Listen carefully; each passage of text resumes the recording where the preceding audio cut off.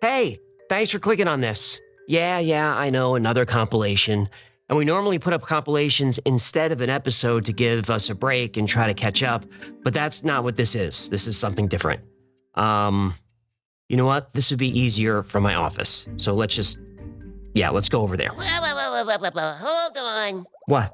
If you're in your office, how am I supposed to get my airtime? Well, you won't. This is just... Hang on. If I may.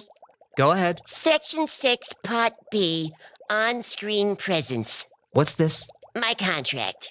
Oh, boy. The talent, that's me, shall appear on screen in each and every episode of the series, that's the Y-Files, produced under this agreement. The talent agrees to make themselves available for production as required by the producer, that's you, human. Again, the talent shall appear in each and every episode. I rest my case. So, if you don't let me be in this episode, you'll be in breach. Don't make me call my lawyer. we have the same lawyer. I will. Yeah, well, you'll still be in breach. All right, do me a favor and read that last sentence again. Oh, certainly.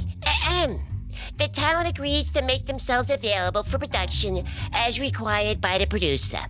So what? So, you miss productions all the time. Oh, stop whining. I just don't show up for the sponsor ads. Big whoop. Sponsor ads are important. Sponsor ads are beneath me. Not according to your contract. I'm leaving. But Ferengi Rule of Acquisition 16 says... It says a deal is a deal. I know, we already did the rules of acquisition bit. Oh, right, for the Christmas song. Link below if you want to see that, by the way. I have a lovely singing voice. That's debatable. By the way, did you know that Rule 16 was amended in the novel Legends of the Ferengi? I will maintain that the 16th rule of acquisition, the most sacred of all Ferengi precepts, is a deal is a deal. Until a better one comes along. It's really annoying that you're such a nerd. Sorry, off I go. I still think this is a bunch of bullshit. Thank you. Anyway, the reason for the compilation is kind of an algorithm trick. Not just for the algorithm, but also for new people coming to the channel. Our last episode, I hit the government pretty hard with the dark side of DARPA. I mean, I really hammered them hard. And that episode is getting a lot of views, which I guess is good, but I also have coming up... Sorry, but it's not a professional operation. I also have coming up this week another government conspiracy episode where I hit the government really hard. And I don't want to be the government conspiracy channel. So I don't want the algorithm to think that's what I do. And new people coming over to the channel, I don't want them to just see a bunch of government conspiracy stuff. I'm not the government conspiracy guy. Just like I don't post a bunch of UFO videos in a row or a bunch of alien videos or all that stuff. I'm not the alien guy. I'm not the anything guy. I like weird stories. What do we call them? Mysteries, myths, urban legends.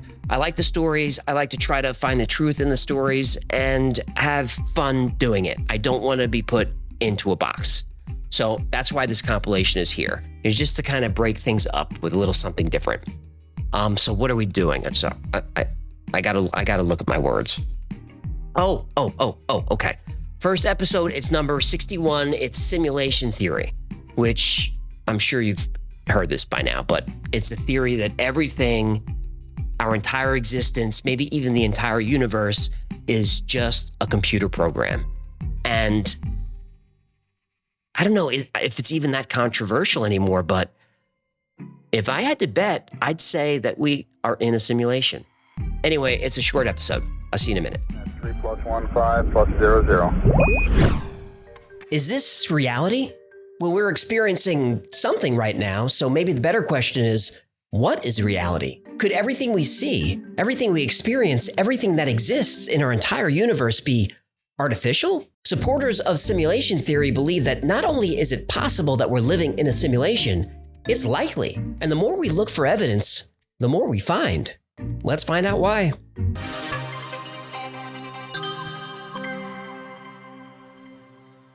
The idea of the universe being a simulation is not a new one. Theories exist in ancient cultures around the world. Modern simulation theory comes from Nick Bostrom, a philosopher at Oxford who wrote an influential paper on the subject in 2003. Assuming that living in a simulation is possible, Bostrom presents the simulation trilemma, which says one of the following must be true. 1, we destroy ourselves before we're able to create a simulation. 2, we're able to create a simulation but choose not to. Or 3, we are definitely in a simulation. Bostrom believes each of these is equally likely to be true. Now, I don't think that's controversial. We use computer models to study the human population, predict the weather, for entertainment. We simulate everything. And when a civilization can create a realistic simulation, the most obvious one to create is that of its own early existence. Bostrom calls this an ancestral simulation. And a civilization that can do this wouldn't just create one simulation, it would create many. And those simulated civilizations might create their own simulations of the universe, and on like Russian nesting dolls of reality. Now you're a character in that world and you think you have free will and you say, I want to invent a computer, so you do. Hey, I want to create a world in my computer. And then that world creates a world in its computer. And then you have simulations all the way down. When Elon Musk was asked what he thought the chances were that our reality is the original base reality, the odds that we're in base reality is 1 in billions. Neil deGrasse Tyson is a little more conservative. He thinks the odds that we are in base reality versus a simulated reality is 50-50. A 50-50 chance that everything we experience is artificial, that's still pretty high. And even though we mostly hear what scientists think about this, it's not scientific theory.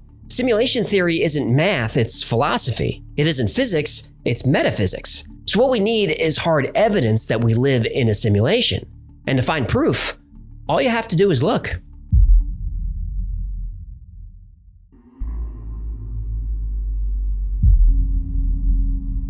Let's start at the beginning. There was no space or time. The contents of the entire universe were concentrated to the size of a tennis ball and had a temperature of a quadrillion degrees. Then suddenly, the Big Bang. Everything explodes outward faster than the speed of light. Then about 14 billion years later, we've got galaxies and planets and ice cream and K-pop. Ice cream. Yeah, I could do without the K-pop. Me too. Okay, if before the Big Bang there was no space and no time, what was there? What about the beginning of the universe from the religious point of view? God created everything. Fine. Where was he before? What caused the Big Bang to happen in the first place?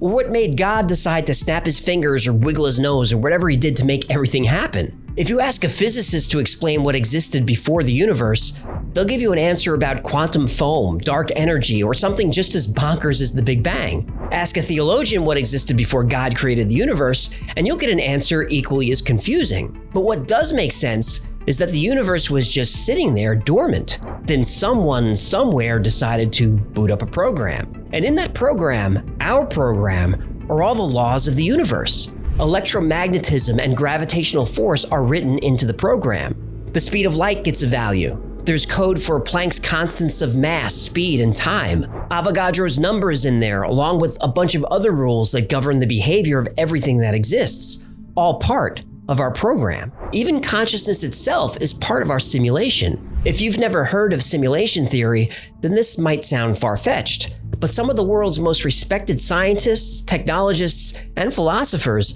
believe that it is more likely than not that we are living in an artificial reality. So, how do we prove it?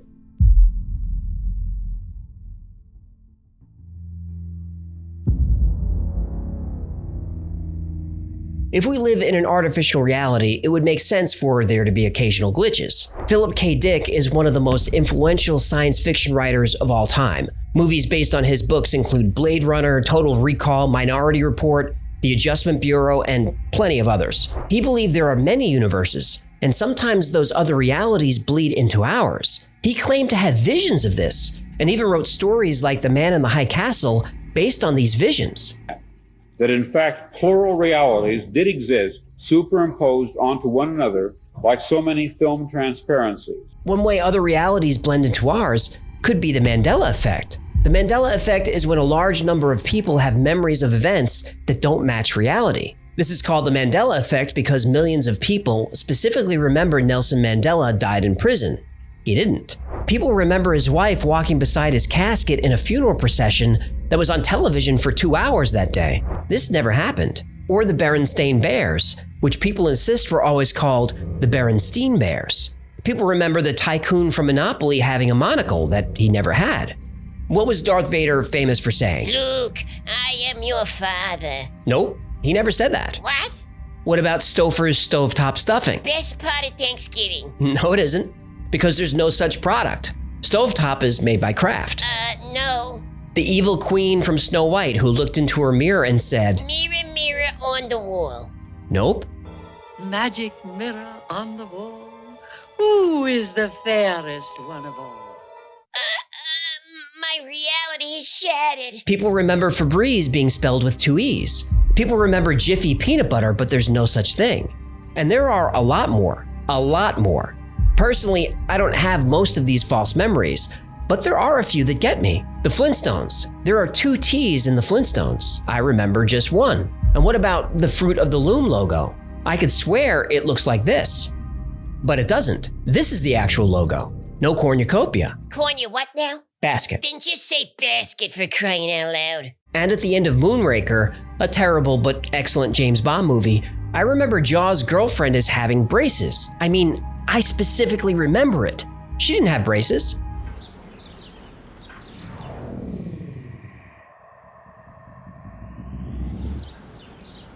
I just can't get my brain to accept it. That's the Mandela effect. So why do millions of people distinctly remember different things? Glitch in a simulation? Yep. Philip K. Dick also felt when we experienced deja vu, it's because something in our simulated universe changed and a new timeline branched off of the current one. We are living in a computer-programmed reality, and the only clue we have to it is when some variable is changed. Ever feel like you've lived a moment before? That's because, according to Philip K. Dick and others, you have. Deja vu is the simulation correcting itself with new information. But skeptics can easily dismiss these theories. The human mind is terribly unreliable. They don't accept this as evidence. But we're not done yet.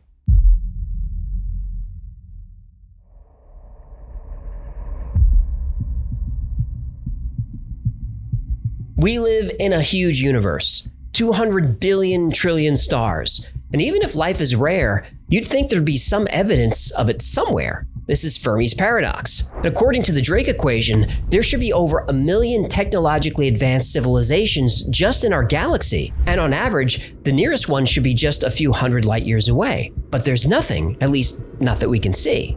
So where is everybody? Are we really alone in the universe, or does our program only focus on us? And what about the physical rules that are in place?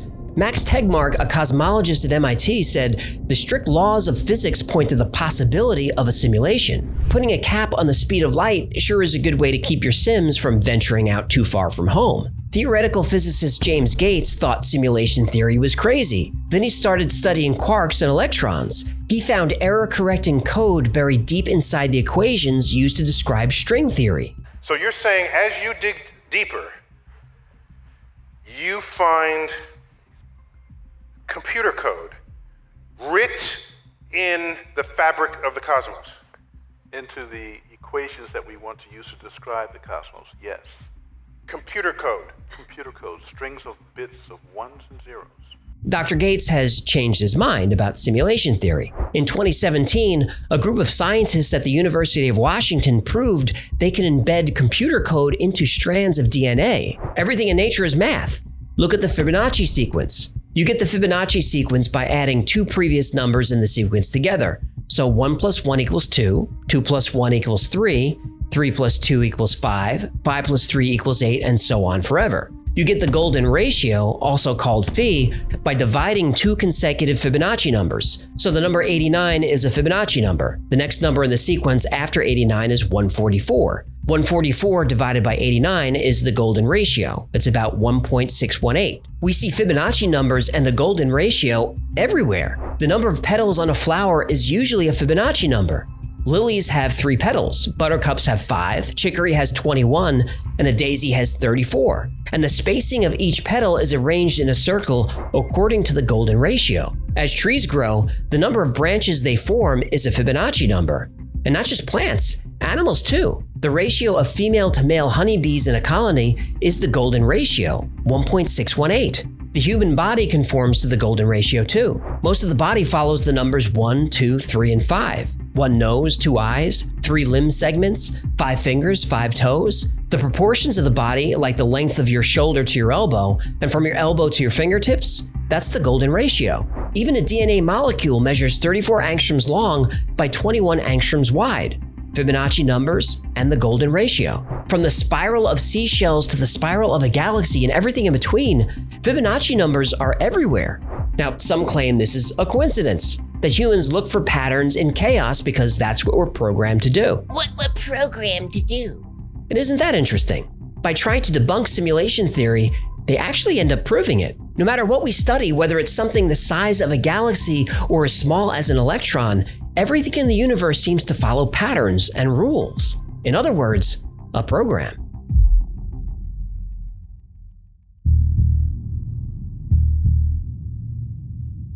To simulate an entire universe, you'd obviously need more advanced technology than we have.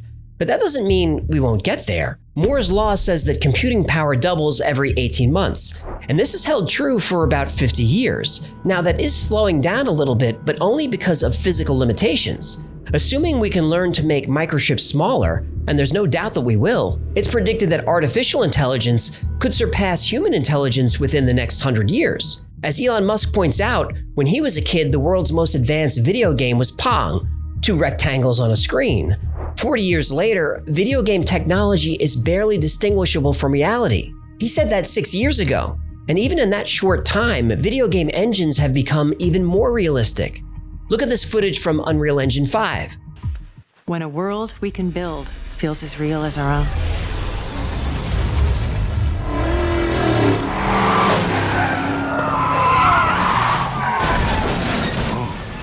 What just happened? Imagine what games are going to look like in the next 6 years, or the next 60, or the next 6,000. But simulating an entire universe, how big of a computer will we need? Well, it's estimated that there are 10 to the power of 80 atoms in the universe. Let me put that on the screen just for fun. Okay, that's a lot. If each particle needs 128 bits to calculate its position and momentum, you're at 10 to the power of 83 bits. And that's just for data storage.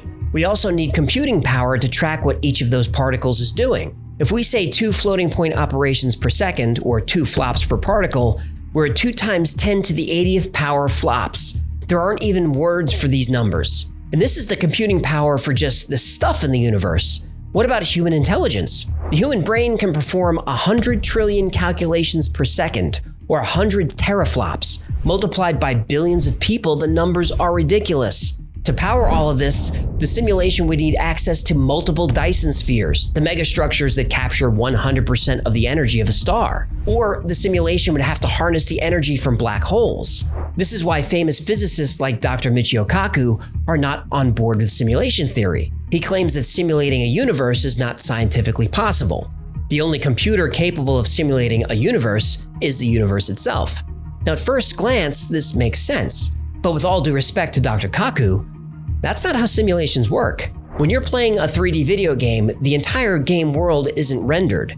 Instead, the game engine only calculates what the player can see and interact with at that specific moment. If we are living in a simulation, then it would make sense that the creators of the simulation would use a similar technique. And wouldn't it be interesting if there was evidence that this is exactly what happens? Well, wait a minute. Do we have proof? Sweet fancy Moses!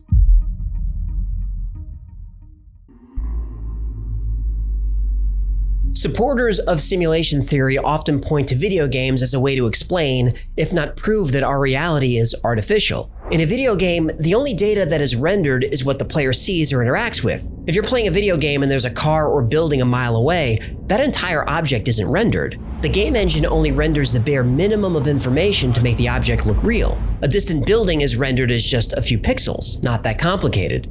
As you get closer, the engine renders more details, but still, it's just a facade. The engine doesn't bother calculating what's inside the building until you actually go in. The game engine always knows how much data to send you and doesn't bother with anything else. If we live in a simulation, it would make sense that our reality is rendered the same way. And we could test this. Wait, well, what do you mean we can test this? Specifically, we can use the double slit experiment. Here's how it goes.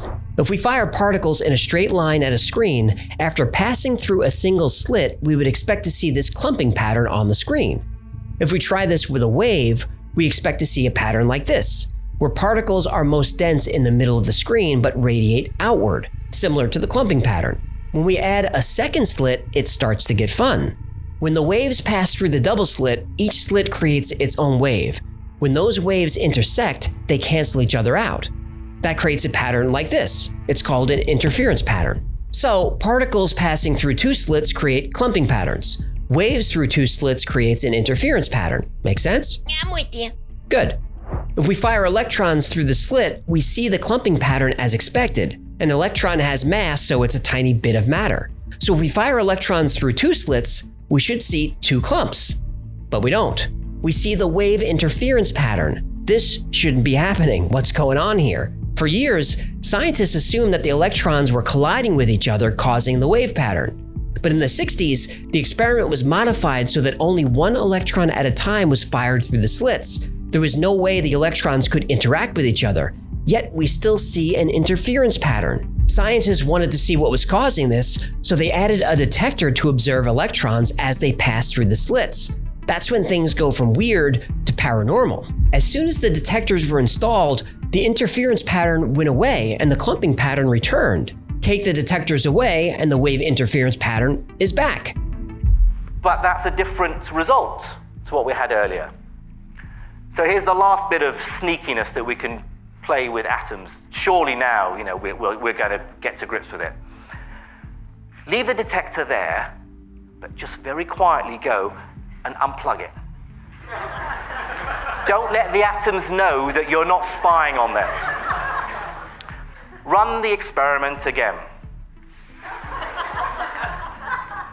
Now, if you can explain this using common sense and logic, do let me know, because there's a Nobel Prize for you. It's as if the particles are aware they're being observed. Then physicist John Wheeler had an idea. He called it the delayed choice experiment. How it works is, photons are projected through the double slit, but the detector is not activated until after they pass through the slit, but before they impact the screen. Photons were emitted as waves, passed through the slits as waves, but when the waves were observed before hitting the screen, they suddenly behaved like particles again. Still don't think there's an intelligence at work?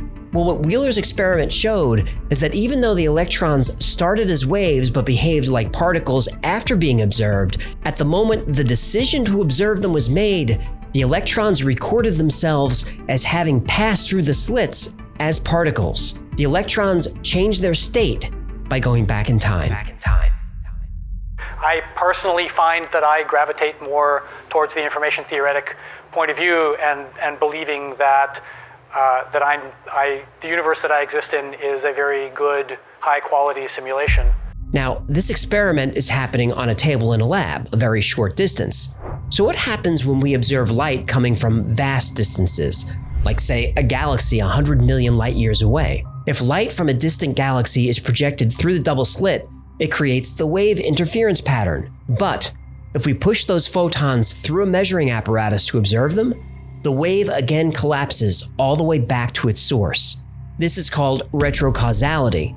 Simply by choosing to observe the photons this way, they reach back through time 100 million years and alter their state on the other side of the galaxy. But like a video game engine, it only does this if we're looking. Even though our universe is full of galaxies, those galaxies may not actually be there. If we're living in a simulation, then stars and galaxies could simply be projections, and only when we get up close would those projections become more detailed. This is an excellent way to save computational resources. And because we're stuck with the hard limit of the speed of light, getting to far-off places is really difficult. Limiting the speed of light is a useful rule to have in place. Quantum mechanics like the double slit experiment and quantum entanglement only make sense if there's a program at work, because only the program can ignore the laws of physics and ignore the concept of time itself.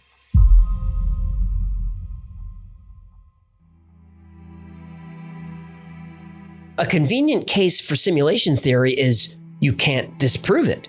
The Big Bang, that was the simulation booting up. We haven't found aliens? They're not in a simulation. How come UFOs seem to violate the laws of physics?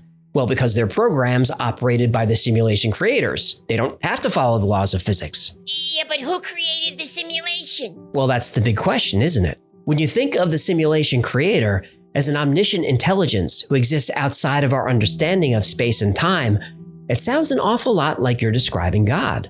And just like you can't prove we're not in a simulation, you can't prove there is no God. If something miraculous happens or something horrible happens, you can say it's part of the simulation just as easily as you can say it's part of God's plan. Something I find very interesting is that many believers of simulation theory are fierce atheists. They dismiss the idea of God as corny superstition.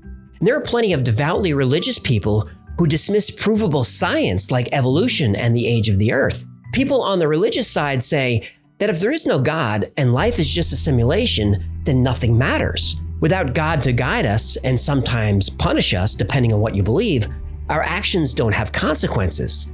I disagree. Even if we don't live in base reality, we still live in our reality, and our actions here do have consequences. As for what happens after we die, simulation or not, nobody really knows. Both sides argue that faith and science are not compatible.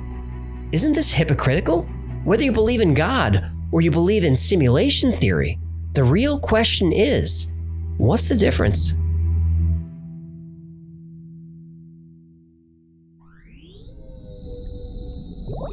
Folks, this is just staggering stuff.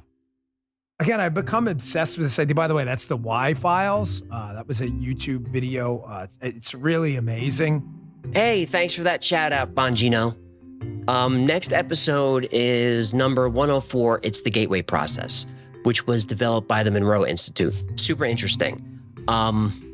It says our entire universe is a type of hologram, and with the proper training, you can tap into this hologram and actually change it, like bend the universe to your will.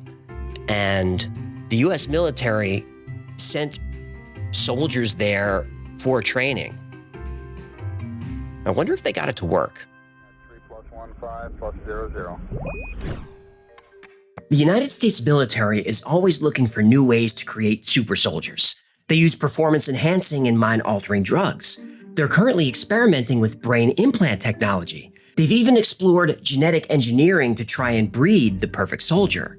But those are nothing compared to what happened in 1983 when Lieutenant Colonel Wayne McDonnell submitted a very unusual and detailed report to U.S. Army intelligence. It was called Analysis and Assessment of Gateway Process. This is a step-by-step guide on how to achieve an out-of-body experience for the purpose of intelligence gathering. But Colonel McDonnell's report went much further than that. An advanced Gateway participant cannot just project their consciousness to a different place, they could pull their consciousness completely out of this reality. They could travel anywhere in the universe, and at any point in time. The report revealed that our universe doesn't actually exist. It's a construct created by our mind. By using the Gateway process, you can exit the construct and see reality for what it really is. The 30-page Gateway report was immediately classified for one simple reason. Anyone can learn to do it. Even you.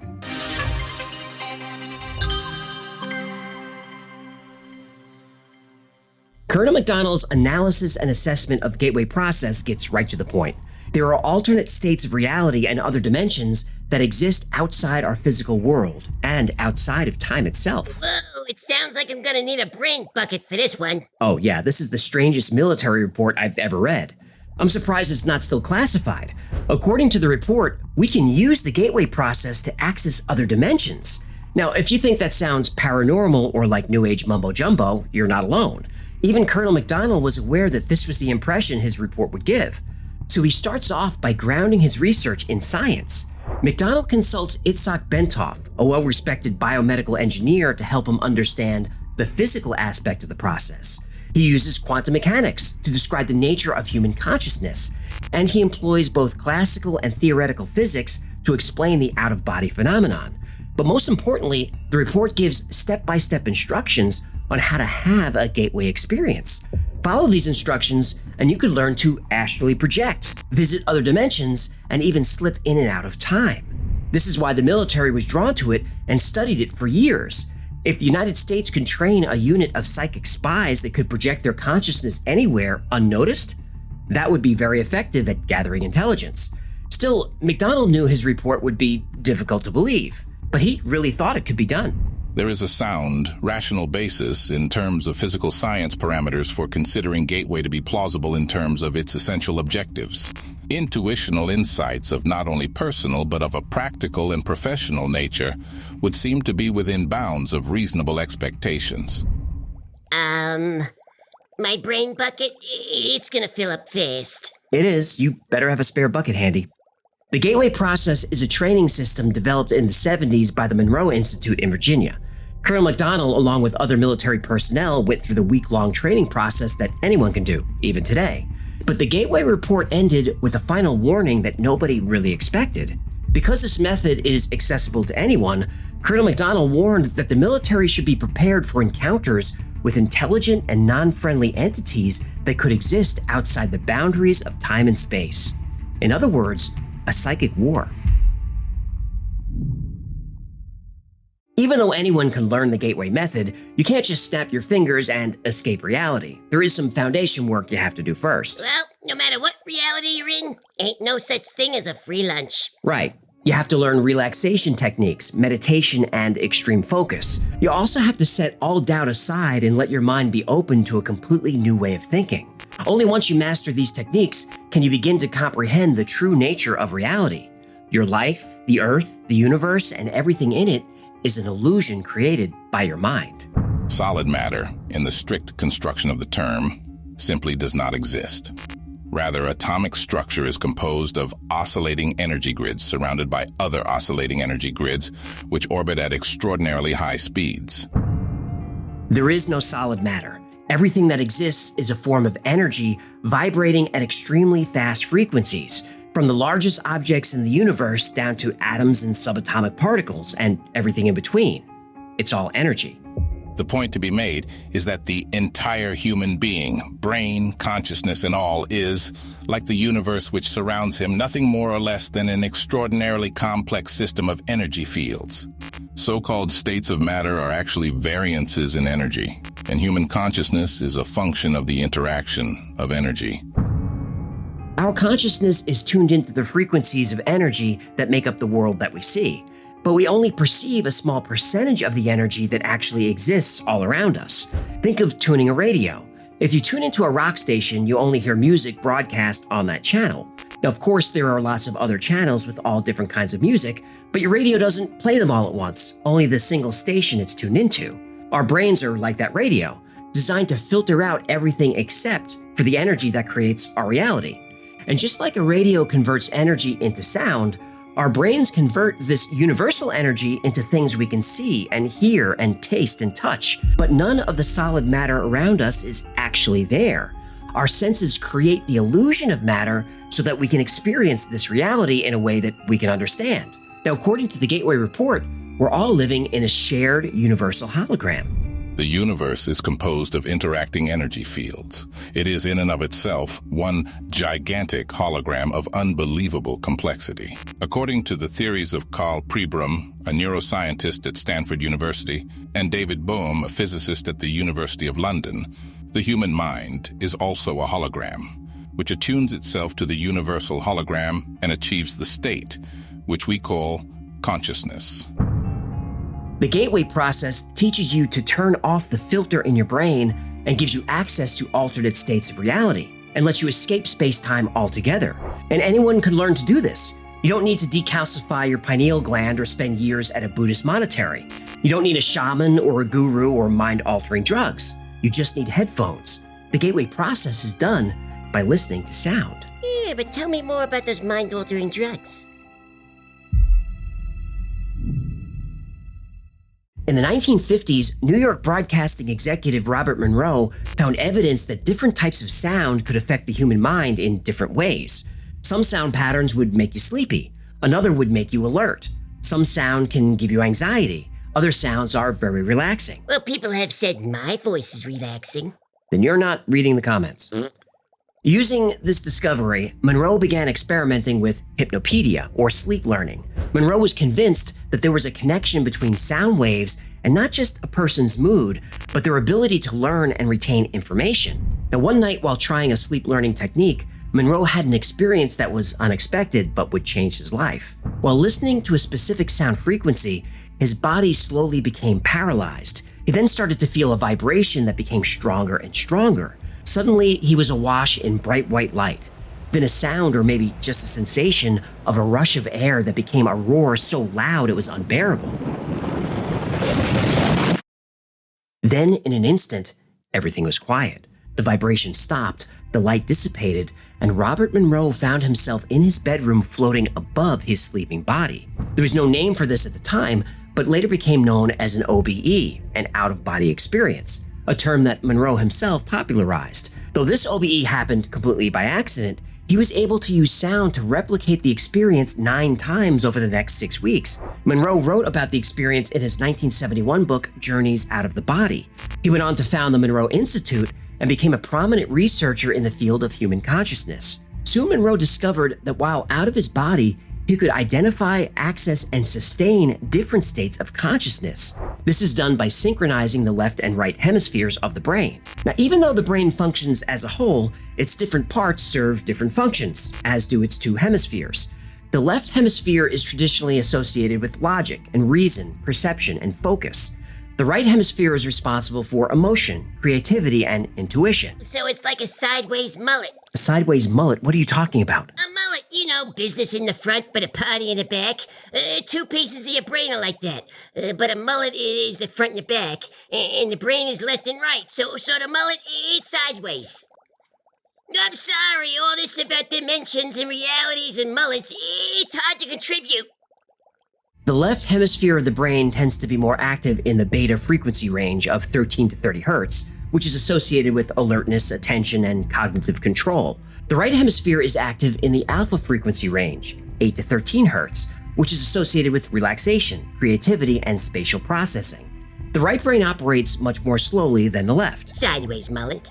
By listening to certain sounds, the gateway process synchronizes both hemispheres using a technique called hemisync.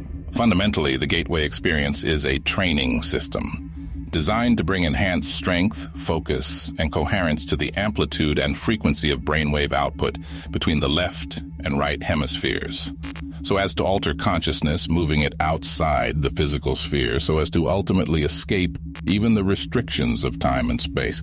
The participant then gains access to the various levels of intuitive knowledge which the universe offers. The Gateway Report describes hemisync as a lamp versus a laser. The natural state of the human mind is like a lamp that emits light, but it's chaotic and messy and uneven over a large area.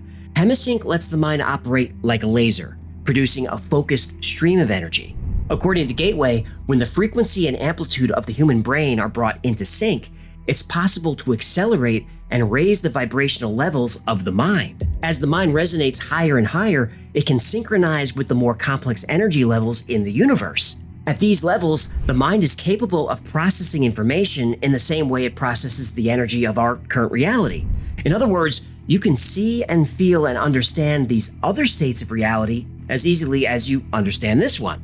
But you can do more than understand reality. You can learn to change it, control it, and bend it to your will, like Neo in The Matrix, or like God. According to Colonel McDonald's Gateway Report, understanding how human consciousness could exist outside the physical body requires an understanding of holographic theory, or the holographic principle. Uh-oh, let me get my bucket ready. Energy creates, stores, and retrieves meaning in the universe by projecting or expanding at certain frequencies in a three-dimensional mode that creates a living pattern called a hologram. The report says that holograms are capable of encoding so much detail that if you made a holographic projection of a glass of swamp water, you could put the hologram, not the water, the hologram under a microscope and see microscopic organisms, actually holograms of microscopic organisms. Now this sounds nuts, but the CIA was onto something big. If you watched our episode on simulation theory, you'll remember John Wheeler and his delayed choice double slit experiment. The video has more details, but in short, Wheeler showed that particles seem to be able to change their state by going back in time. Now, Wheeler felt that the universe wasn't necessarily made up of matter and energy, but instead, the universe is made up of information. Our hologram uses this information to create our three-dimensional universe. And holographic theory is a well-established idea in theoretical physics and widely accepted by many physicists. I know it's a lot to wrap your head around, and I'd like to do a whole episode on this, so if you'd like to see that, email me or let me know in the comments. Anyway, in order to create our hologram from information, that information has to be exchanged. Particles can bounce off each other, can affect each other's speed, carry energy to each other, and that's how they exchange information. But here's where the Gateway Report goes a step further.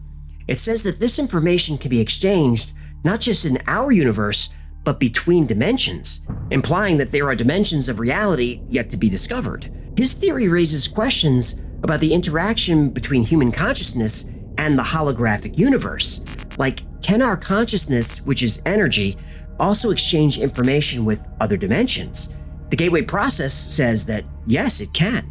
But there's more. McDonald argues that human beings are not passive receivers of the information floating around the universe. We participate in this information. And by training the way we perceive and process the information that creates our reality, we can actually change reality itself. And this technique is called patterning. The technique of patterning recognizes the fact that since consciousness is the source of all reality, our thoughts have the power to influence reality if those thoughts can be projected with adequate intensity.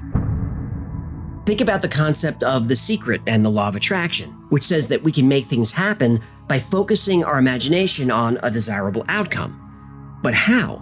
How do we allow our consciousness to access this other information? The Planck distance is about 1.6 times 10 to the negative 35 meters, so really small. It's the smallest possible unit of length that has any physical meaning in the universe. At this scale, the laws of physics break down. But what if it's not the smallest? In his report, Colonel McDonald speculates that by using the Gateway process to accelerate brainwave frequencies, humans may be able to break the physical limitation of the Planck distance. McDonald suggests that consciousness could, for an instant, enter the space beyond human perception. He calls this clicking out of reality.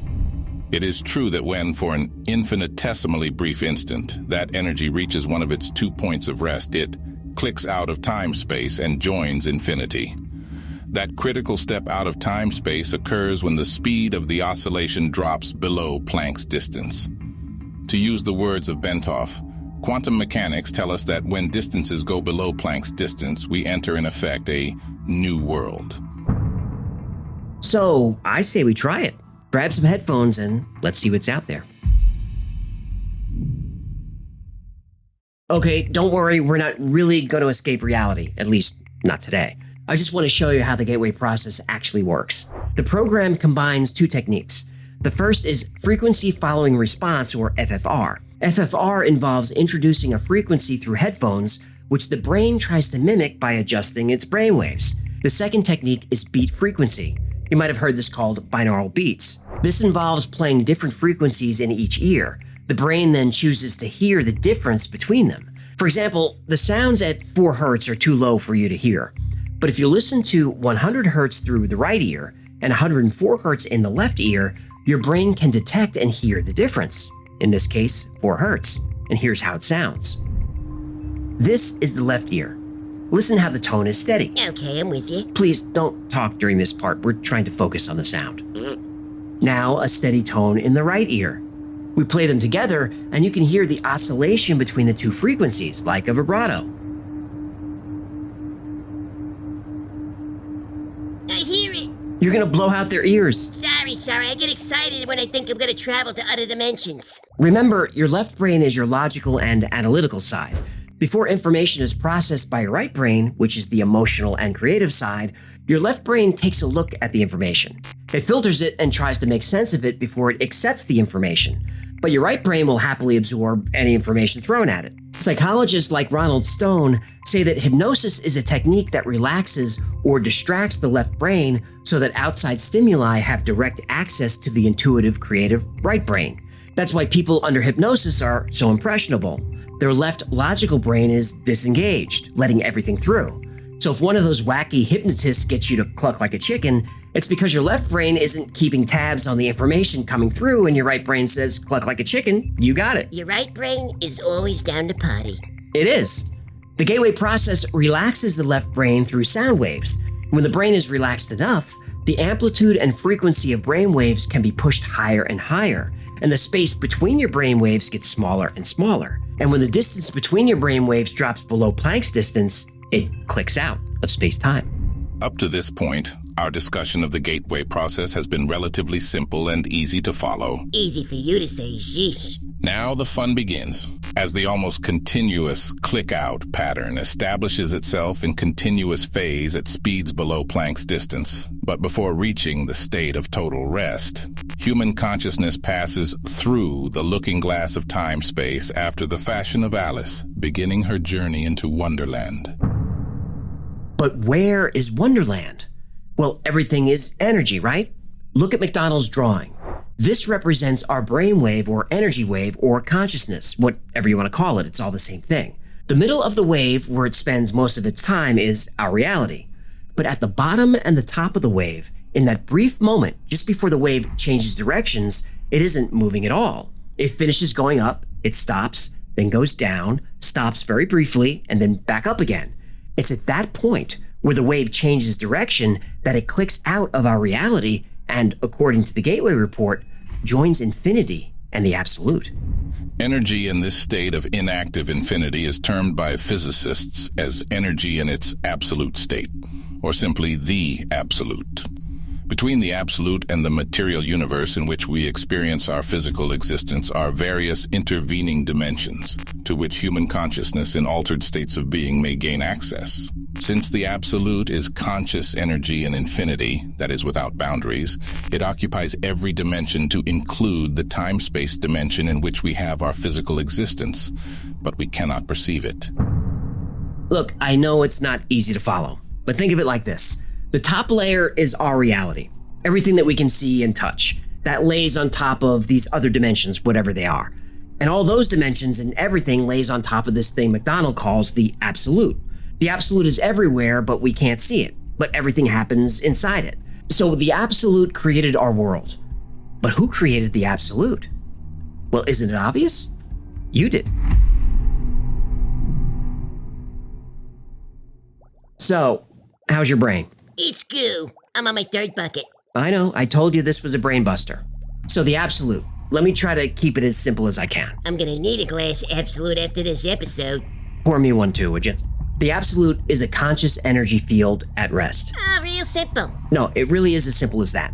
The absolute is an energy field that sits there doing nothing. But layered on top of that energy field is the energy field that makes up our reality. And in between those, other dimensions. But the absolute is us. We are the ones who created it and everything else. Not one of us, all of us. We're born into this reality with our own individual consciousness. We live out our time here on Earth, and then our consciousness returns to the absolute, where it came from. According to the Gateway Report, we return to this collective consciousness, but we also retain our individual identity. So, immortality in a way. Colonel McDonald sees the absolute as what many people might consider God. The concept of visible reality, that is the created world, as being an emanation of an omnipotent and omniscient divinity who is completely unknowable in his primary state of being. The absolute at rest in infinity is a concept straight out of Hebrew mystical philosophy.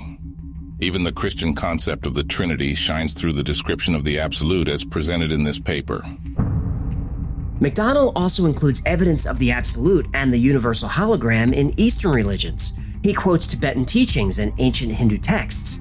The Colonel then goes on to describe the nature of absolute itself and how it's come to self-awareness, how it relates to all belief systems and all religions, and how no matter what you believe, we're all the same.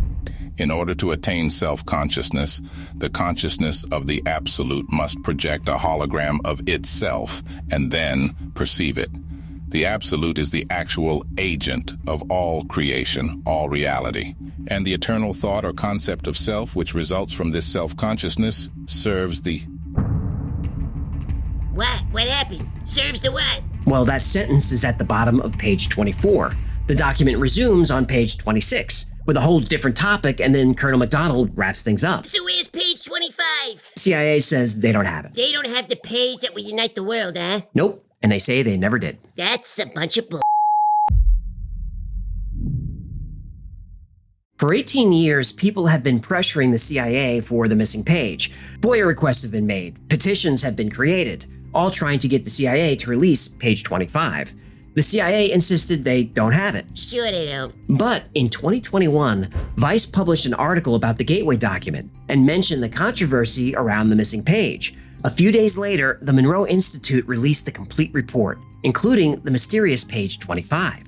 What's on it? Well, I've linked to the complete document below, but the gist is this. McDonald says that no matter what religion or culture you're born into, the Gateway process could be a valuable tool, if not the most valuable tool ever designed, to help a person truly understand themselves and the nature of the universe itself. He says ancient mystics seem to understand the truth about the universe intuitively, and the Gateway process confirms this. Everyone on Earth is part of a collective consciousness, all placed here for the same purpose, to accumulate experiences, to learn from one another, and ultimately take that knowledge back to the energy from which we all came. He says that if we could become aware of this universal hologram, we could free ourselves from the prison of our individual lives and finally realize that at our most basic level, we're all the same. In a military report? Right. Colonel McDonald does eventually get back to the practical use of an out-of-body experience with respect to military strategy and intelligence gathering. But when I read his report, I feel like he gets back to business because he has to.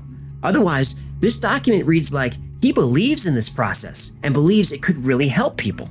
Interesting how this page was dropped by the CIA, huh? Yeah, the message of peace and unity was conveniently absent from the CIA's file. Now, I don't know if that was an accident, but I'm going to give them the benefit of the doubt and say it was. But accident or not, I agree, it looks bad. McDonald ends his report by recommending the Army take specific steps in pursuing the Gateway process, but they should move in phases. He recommends that they use the Gateway tapes to learn how to synchronize their brains using hemisync, then learn to induce this state at will.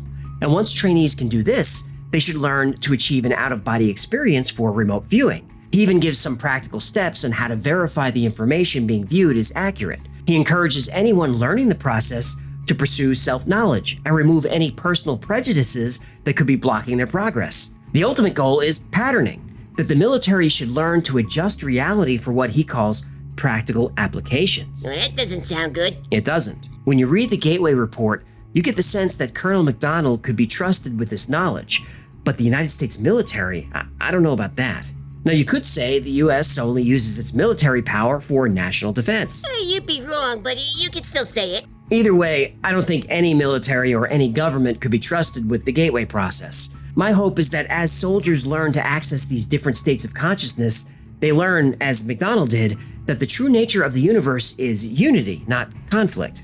You're quite the optimist. Well, I try to be. Well, here in the real world, optimists are always disappointed. That's true, we are. So thank goodness, this isn't the real world. So what do you think about the Gateway process? Is it just New Age nonsense, or is there something to it? Are we just living in one aspect of reality, but with training and patience we could explore all of reality? And if you do believe there's something more out there that the Gateway process could make available to you, would you try it? Now, before you answer, you should know there are risks. Now, many students of the system have said they've accessed these higher planes of reality, and their lives were drastically improved. They report more self-awareness, more creativity, and greater clarity in their everyday lives. But some students have reported intense anxiety, depression, and in rare cases, psychosis. Whether you believe in the Gateway process or not, creating altered states of consciousness is absolutely possible. But when you do that, there is the potential to become detached from this reality. You could become untethered and lost, unable to find your way back. These negative outcomes are rare, but they do happen. Still, McDonald recommended that the military pursue the Gateway process. Now, I don't want to reveal too much information, but Colonel McDonald is still around. He's in his 80s now and long retired, and as far as I can tell, he never wrote about the Gateway process again.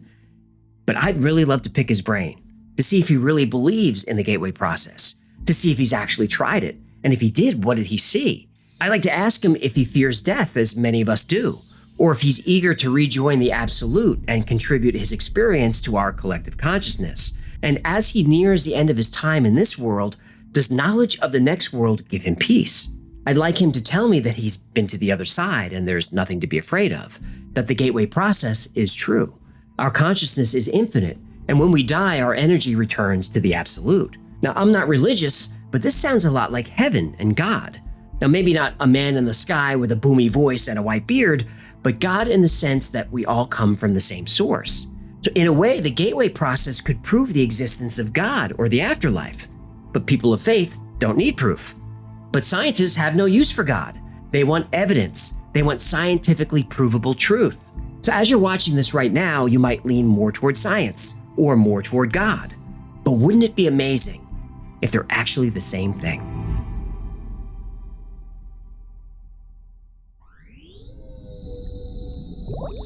Now, if you want to try to change the universe, you can buy the tapes for the gateway process from the Monroe Institute. I have them. I've listened to the first few, but I keep falling asleep. So I guess I won't be changing the universe anytime soon. But it's still what... Human? Hello, human. You have got to be kidding me. Is this working? Hello, human? Yeah, it worked. Good. How did you get into my computer? Oh, I just asked some nerds on Reddit for help hacking you. And someone actually helped you hack my computer? Are you kidding? In 10 minutes, I had like 50 DMs. They hate you on Reddit. I know that... They hate you. I know they do. By the way, they don't like you very much either. How did you even convince someone to help you? 2 words. Bitcoin. Bitcoin is 1 word. Whatever. The point is, I'm in. Yeah, not for long. As soon as we're done, I'm going to lock the... Hey, you have some interesting folders in here. Don't go through my files. Oh, I found some juicy stuff. Oh, boy. Your wife would kill you if she knew it was in here. Okay, I get it. You win. Thank you. So, what's going on? Next is episode number 48, The Dead Internet Theory. Now, this isn't so much about... you're so fat in this episode. Yes, I shot that during COVID. I put on a few pounds. Yeah, I'm surprised your head even fit on the screen. Okay, enough. Anyway, the Dead Internet Theory says that an advanced AI is using psychological techniques to keep the population under control. It's a quick episode, and I'll see you in a minute. 3+1 5+00. What if I told you that most, if not all of your online existence is fake? The articles you read, the Twitter accounts you follow, even this video you're watching right now. It's all fiction, created by artificial intelligence whose job is to keep you clicking on content that doesn't matter and keep you buying products that you don't need. You, me, everyone. We're living in a real-life matrix designed to distract you from the truth, that we're just drones in a digital anthill. We live, work, and die so that the wealthy and powerful can grow more wealthy and powerful. This is called the Dead Internet Theory, and there's some compelling evidence that it's real. Let's find out why.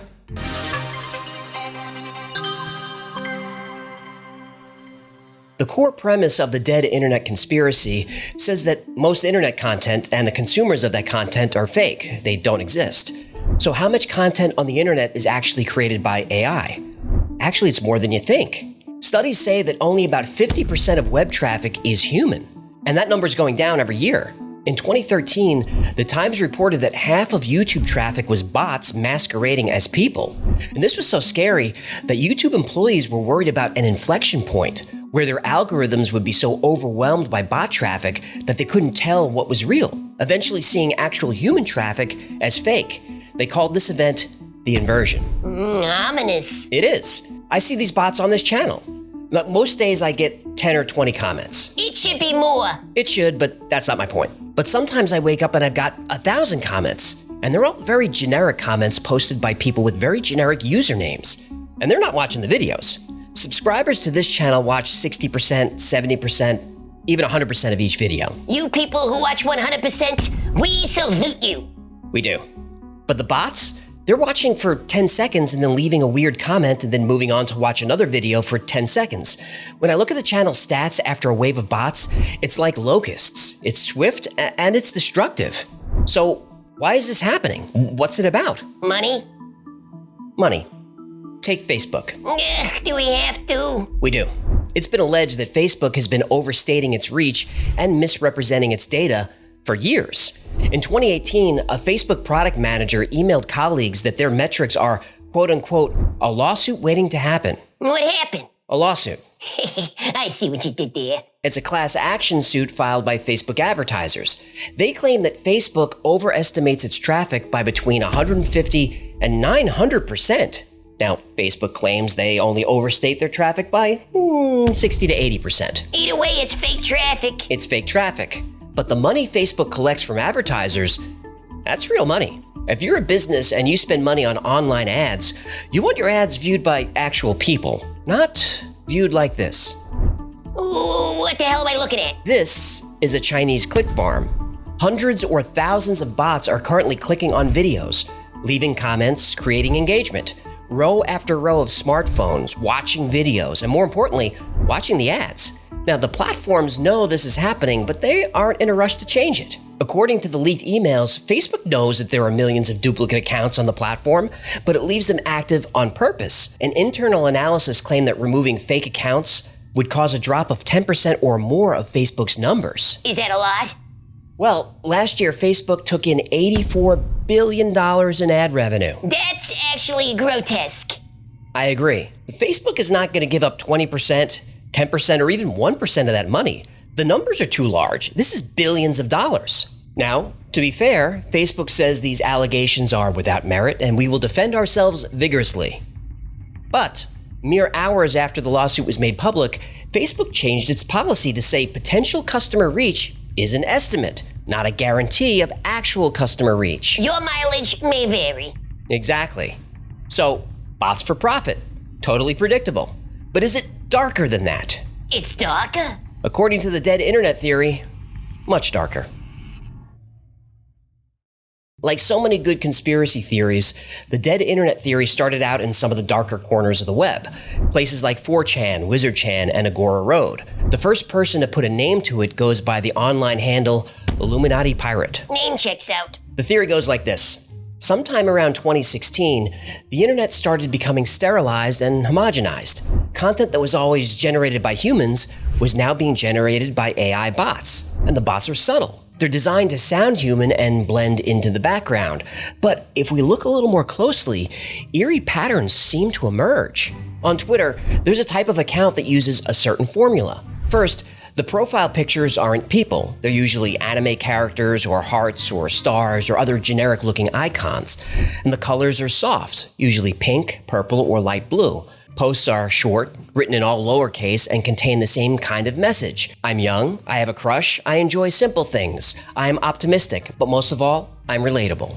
People who believe the dead internet theory say they've been seeing the same content repurposed over and over for years. Supermoon. Right.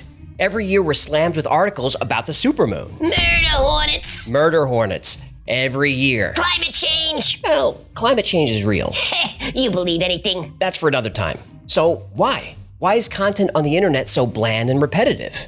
Well, according to the dead internet theory, and this is a quote, it's because the US government is engaging in an artificial intelligence-powered gaslighting of the entire world population. Get my tinfoil hat. Coming up.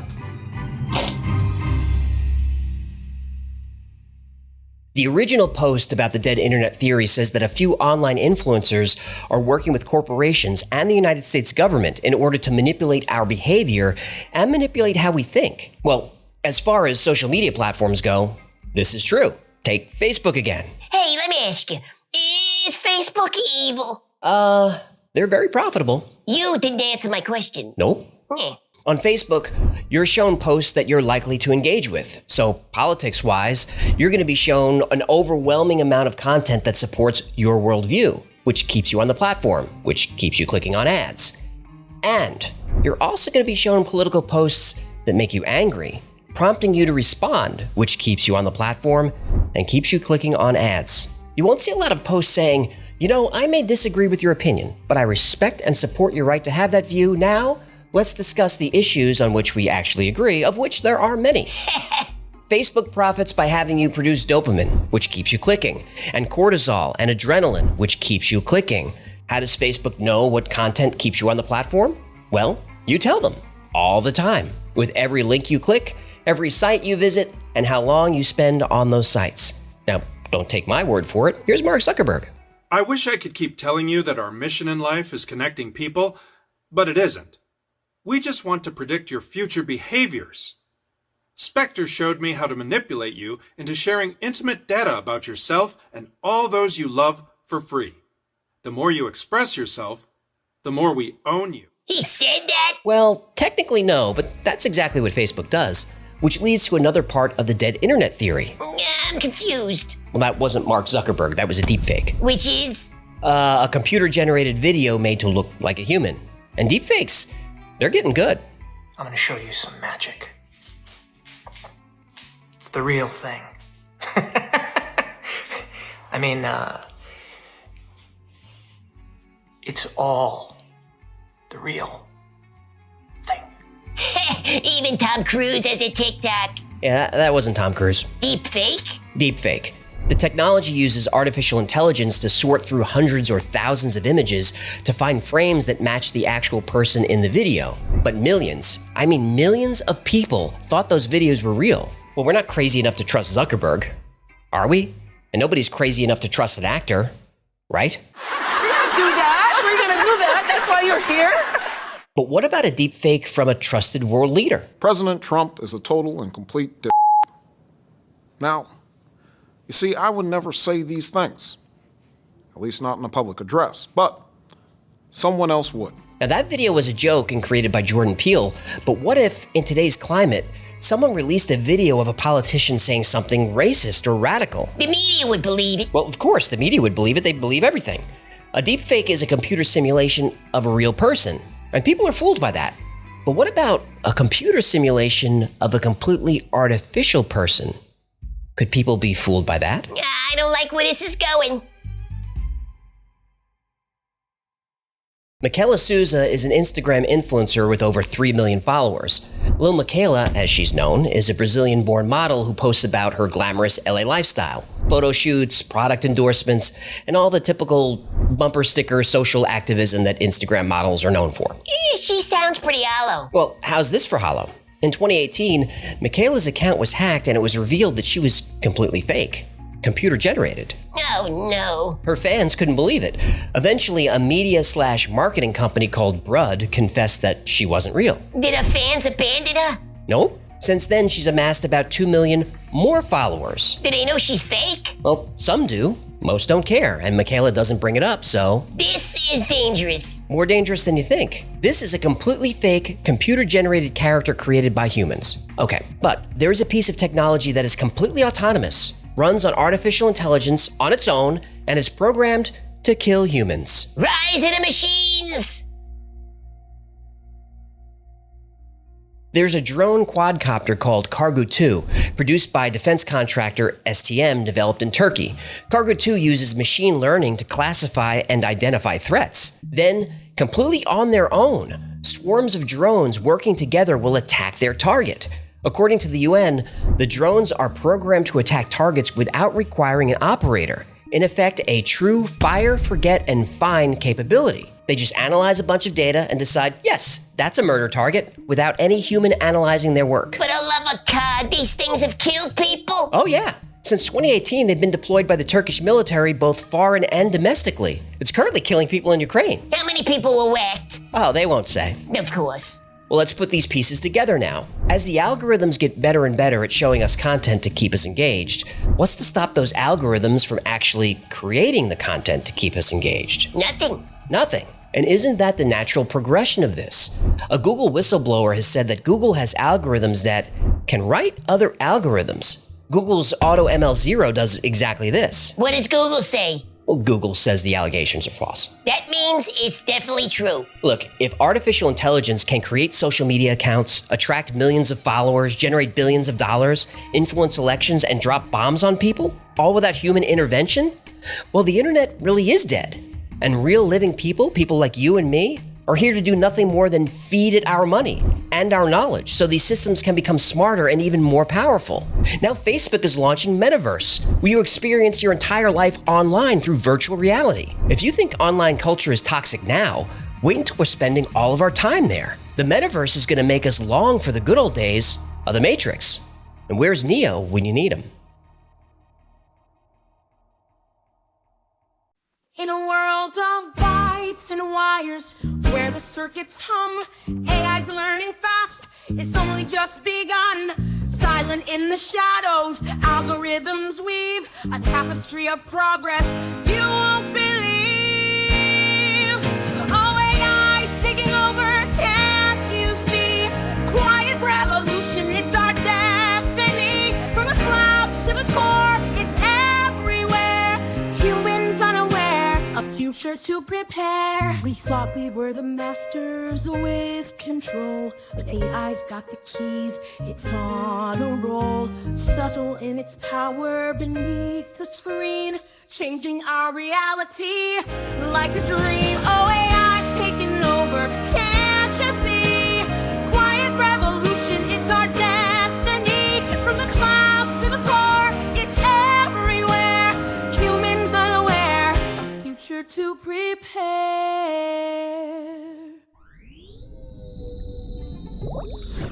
AI has come a long way since that video. It has. We are on a very dangerous path with artificial intelligence. AI Apocalypse video link below. All right, next up is the Kozyrev Mirror. It's episode 114. Nikolai Kozyrev was one of these mad genius astrophysicists. He had he's so fascinating. He believed that time is an actual quantity. It's a tangible quantity with its own properties and its own energy. He also believed in the ether theory, which is the theory that there's this extra dimension that underlies all of reality.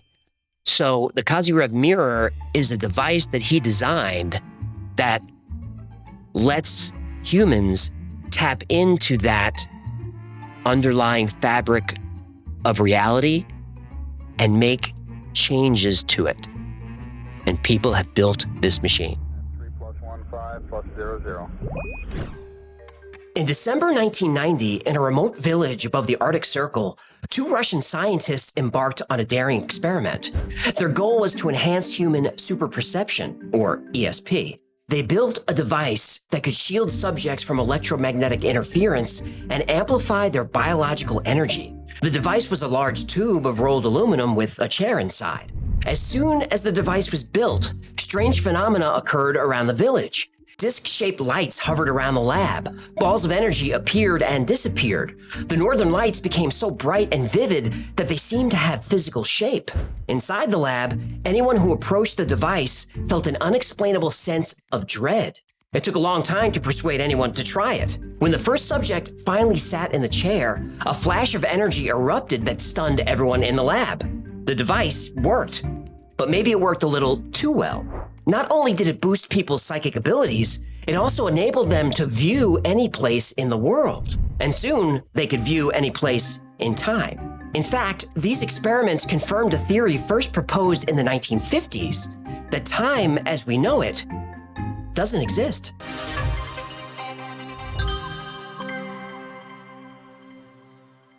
The man did as the scientists told him. He stared at the curved wall of the aluminum chamber and tried to picture the ancient symbols that he studied before entering. Whoa, wait a minute. What chamber? What are you talking about? Well, I'm talking about a study done in 1990 using a Kozyrev mirror. Then why not just say that? Well, I was trying to paint a picture, theater of the mind. Theater of the mind? Yeah. Okay. Stupid. Okay, that's enough. Just tell the people what's happening. I'm trying to tell them, but you won't let me tell them because you keep interrupting. The man had trouble concentrating. The more time he spent in the chamber, the more he felt an overwhelming sense of fear. It was instinctual, it was primal. Every fiber of his being told him that he needed to leave the machine now and never come back. Then there was the dizziness and nausea. He felt a deep, permeating sickness everywhere. Dr. Trofimov and Dr. Kaznachev, the scientists in charge of the experiment, told him this was common and that if he could push through it, he would be okay. There were a lot of volunteers taking place in the study in multiple sites in Russia. They communicated freely and openly, and they all had similar experiences. After an hour, the nausea started to ease. His dizziness became something that felt like floating, and the feeling of overwhelming fear became a feeling of overwhelming calm. His warped reflection in the shiny concave wall started to fade, though that wasn't the right word. Then he realized the wall was translucent. He could see through it. But this aluminum chamber was in a small concrete lab in a remote village in the Arctic Circle. But that's not what he saw through the wall. Whatever it was that he was seeing, it was a sunny day. He could hear birds and children playing. The more he relaxed, the more vivid this vision or experience or whatever this was became. Then, without any effort at all, he was through the chamber wall and into the vision. It was like he was there. It felt real. And even though he knew this was impossible, his instincts told him he was there. Next, he found himself floating behind a child, maybe 5 or 6 years old. He got closer and saw this was a boy walking on a sidewalk somewhere. The man tried to look around to get a sense of where he was, but he couldn't tell. It was like the edges of his vision were smeared. But the boy was in focus. Then the boy stopped. The man floated closer and recognized the boy's shoes, and he felt a wave of nostalgia. The boy's clothes, too, were familiar. The boy turned around, and the man felt electricity surge down his spine. The boy was him at 5 years old. The surroundings now came into focus. He was a few blocks away from his childhood home. The sounds became clearer. He could hear distant traffic that he knew was from a busy intersection a half-mile away. The sound of children playing was coming from a park nearby. He turned and saw the park, and familiar faces playing. Without realizing it, his small aluminum chamber faded away, though he still had a sense that he was connected to it somehow, somewhere. And after a few seconds of contemplating this experience, the man realized that the boy seemed to be watching him. But that wouldn't make sense. The day the man stepped into was 30 years ago. But then the boy said, "Who are you?" Whoa! In an instant, the man snapped back to the present day. The portal closed and the vision ended. That was theater of the mind, huh? Yes. Not bad. That experience and dozens of others are documented in the case notes of this study. And that one isn't even the strangest. As far as scientists go, Nikolai Kozyrev isn't exactly a household name. But in the early 20th century, he was a prominent Russian physicist whose innovative and controversial theories are still debated today. Kozyrev made discoveries in astrophysics that were at first rejected but later proven true. In 1958, he reported volcanic activity on the moon. At first, this claim was dismissed by the scientific community. Later, the Apollo lunar missions proved Kozyrev was right. What? Moon landing was fake. Well, the volcanism was photographed by unmanned missions to the moon. Okay. But later confirmed when astronauts brought moon rocks back to Earth. Fake! They filmed the moon landing on a soundstage in Burbank, California. The rocks are probably from the parking lot or some hippie hiking trail. Volcanic rocks. Yes. In Burbank. Yes. Near the movie studios. Yes. Anyway, Kozyrev conducted extensive research on variable stars, stars that change brightness. He claimed stars emit torsion fields, an idea that was controversial. Now, torsion is a cornerstone of Kozyrev's work, and if his theories are proven correct, he might have solved, well, everything. Torsion, in simple terms, is the twisting of an object due to an applied torque, like wringing out a wet cloth. That's torsion in action. In theoretical physics, torsion is the twisting of space-time itself. You've heard of Einstein's theory of relativity, which describes gravity as not a force, but as the warping or curving of space and time by mass and energy. Now, this is always shown with the rubber sheet example. Imagine a rubber sheet stretched out, that if you put a bowling ball on it, representing a massive object like a planet or a star, it'll create a dip or curve in the sheet. Then if you drop marbles onto the sheet, representing smaller masses, they roll toward the bowling ball. That's general relativity. Now, the Einstein-Cartan theory upgrades this theory with a new feature, torsion, where the rubber sheet or space-time can be completely twisted. And to understand torsion, imagine you're holding one end of a slinky. What walks downstairs alone or in pairs and makes a slinkety sound? A spring, a marvelous thing. Everyone knows a slinky. Great, now that's gonna be in my head all day. It's fun for a girl or a boy.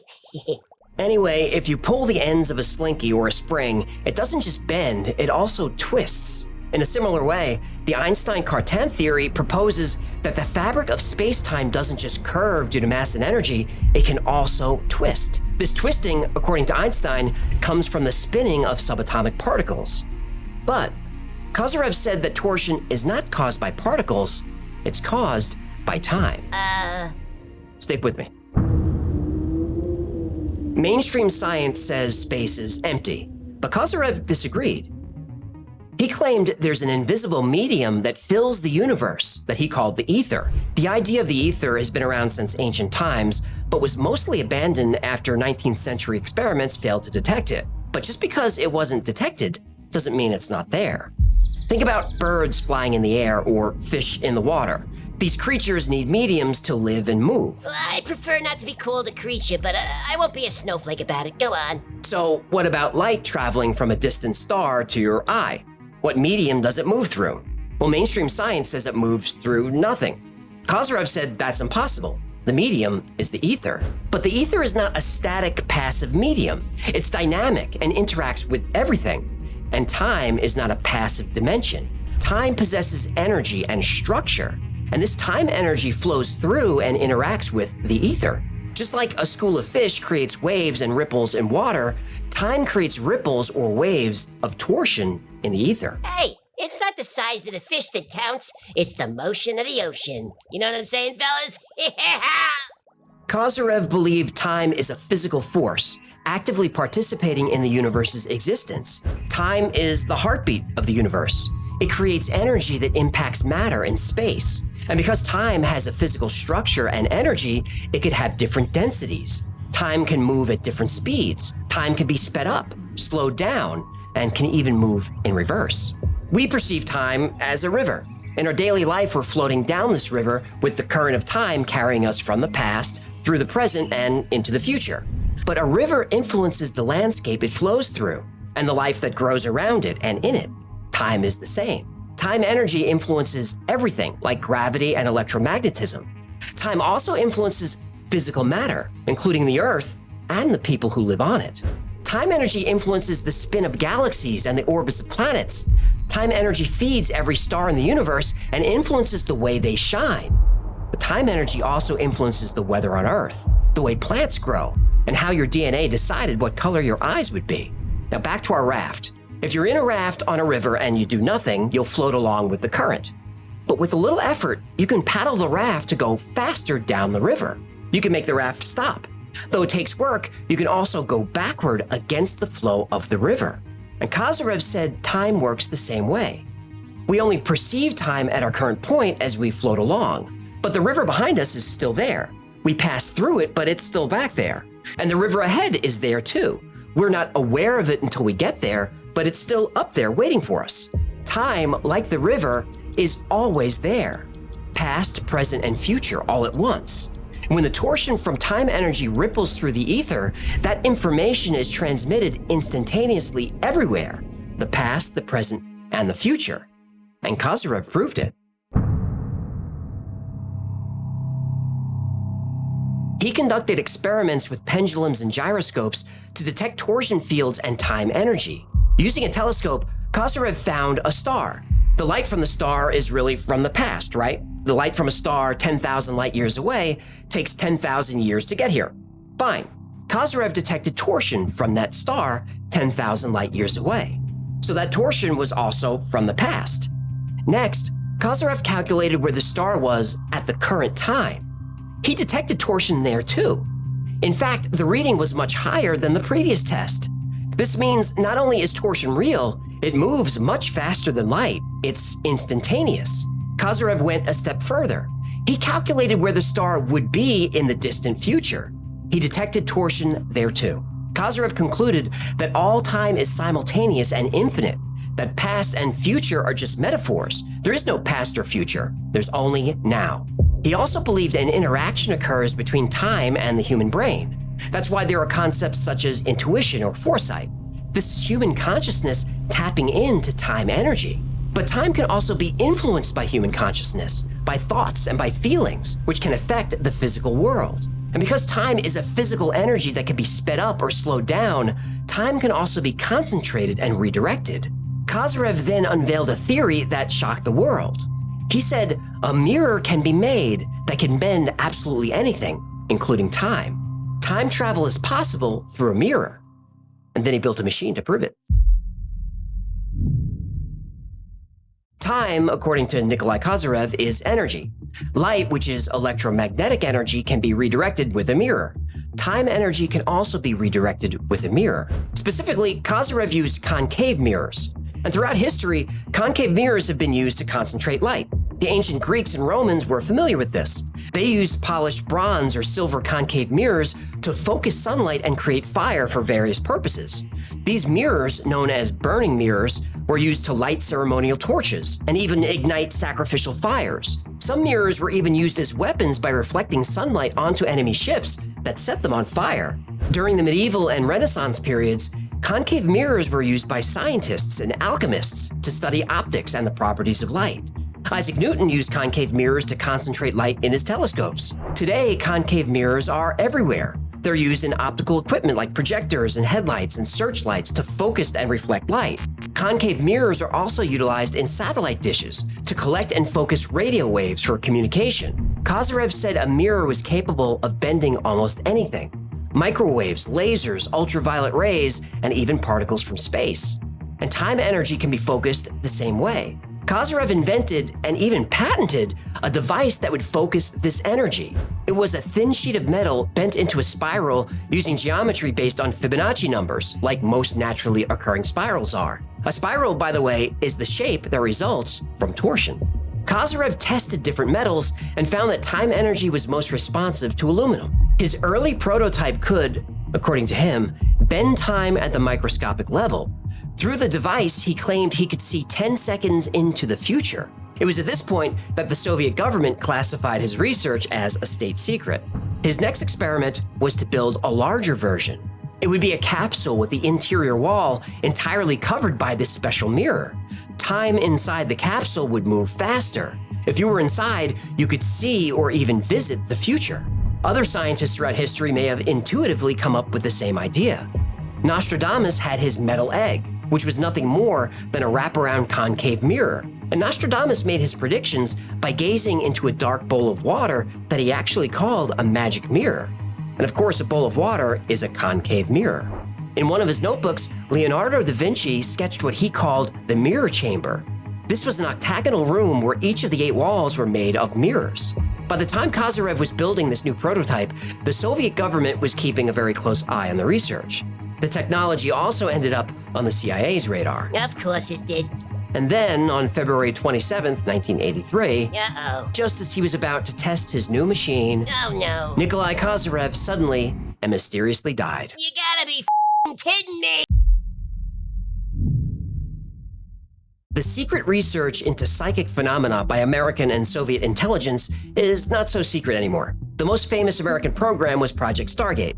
This program explored various psychic abilities, but specifically concentrated on remote viewing, which is trying to visualize a distant target using only the mind. Now, the results of Project Stargate were mixed, but there were a few reported successes. The Soviet Union also engaged in psychic espionage, and they invested heavily in parapsychology and psychic phenomena. And the Soviets, according to declassified CIA documents, seem to have been more successful in their attempts. The project we talked about earlier, led by Dr. Travimov and Dr. Kaznachev, was one of these successes.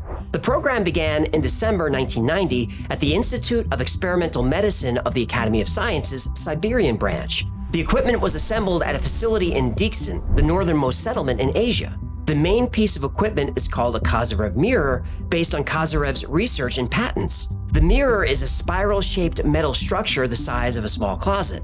It's designed to capture and focus psychic energy in the middle of the spiral. There, the occupant, called a psychonaut, embarks on their psychic journey. At least, that was the plan. As soon as the Kozyrev Mirror was built, strange events started occurring in the facility and all over the town. And everything is documented in the book Cosmic Consciousness of Humanity by Drs. Kaznachev and Travimov. The book includes interviews with test subjects, transcripts of recordings, and illustrations of everything that happened during the study. It's really interesting and easy to read, and down below is a link where you can check it out for free. Now, as soon as the mirror was activated, the researchers noticed that around the device was an intense field of fear.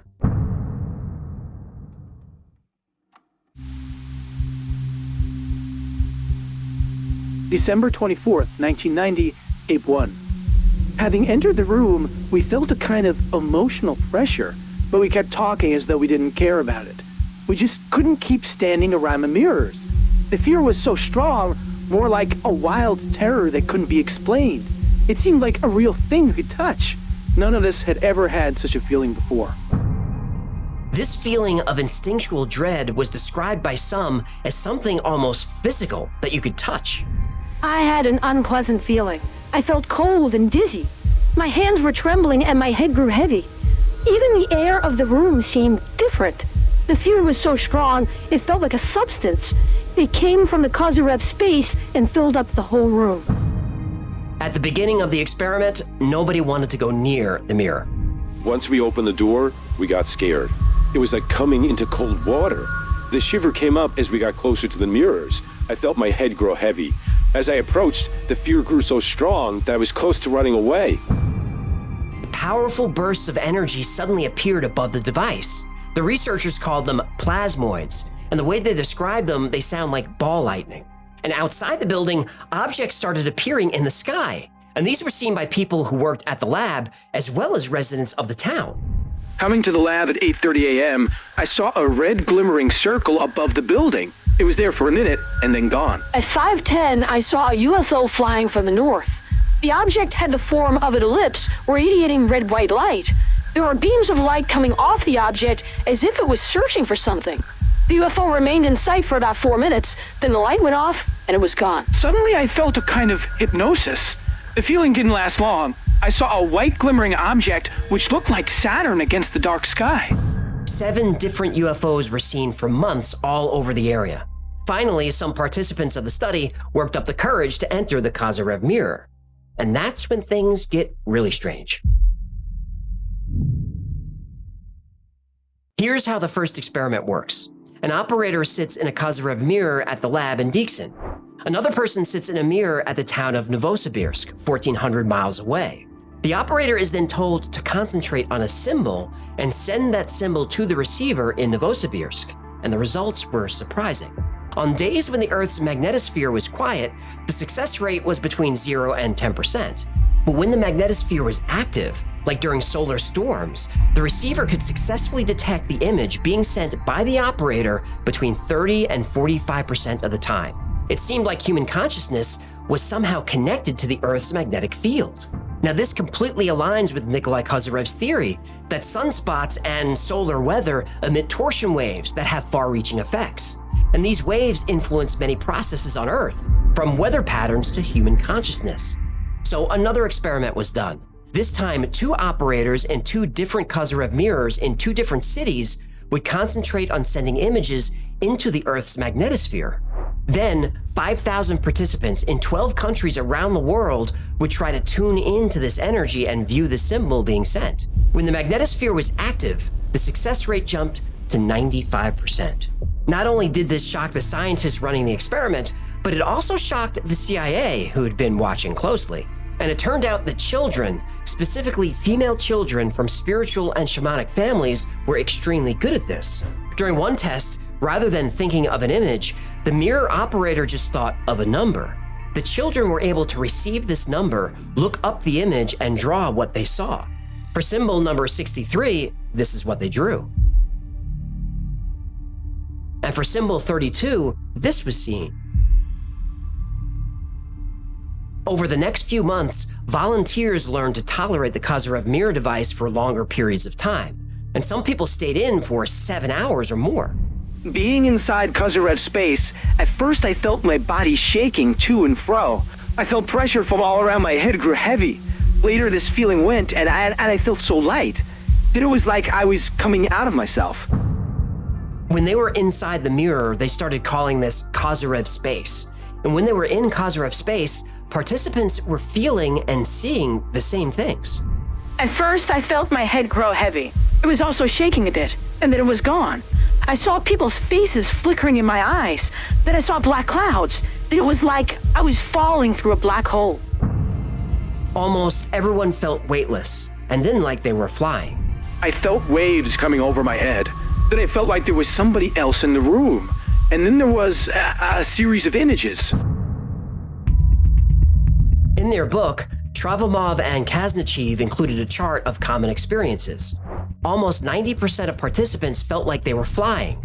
Most saw outer space, celestial bodies, and even UFOs. During longer sessions, another strange phenomenon was common: visualization and the manifestation of symbols. People started seeing symbols hovering in the air, and they're described as swirling and floating around the room. And each symbol emits an eerie glow like neon. But people weren't seeing these symbols in their minds.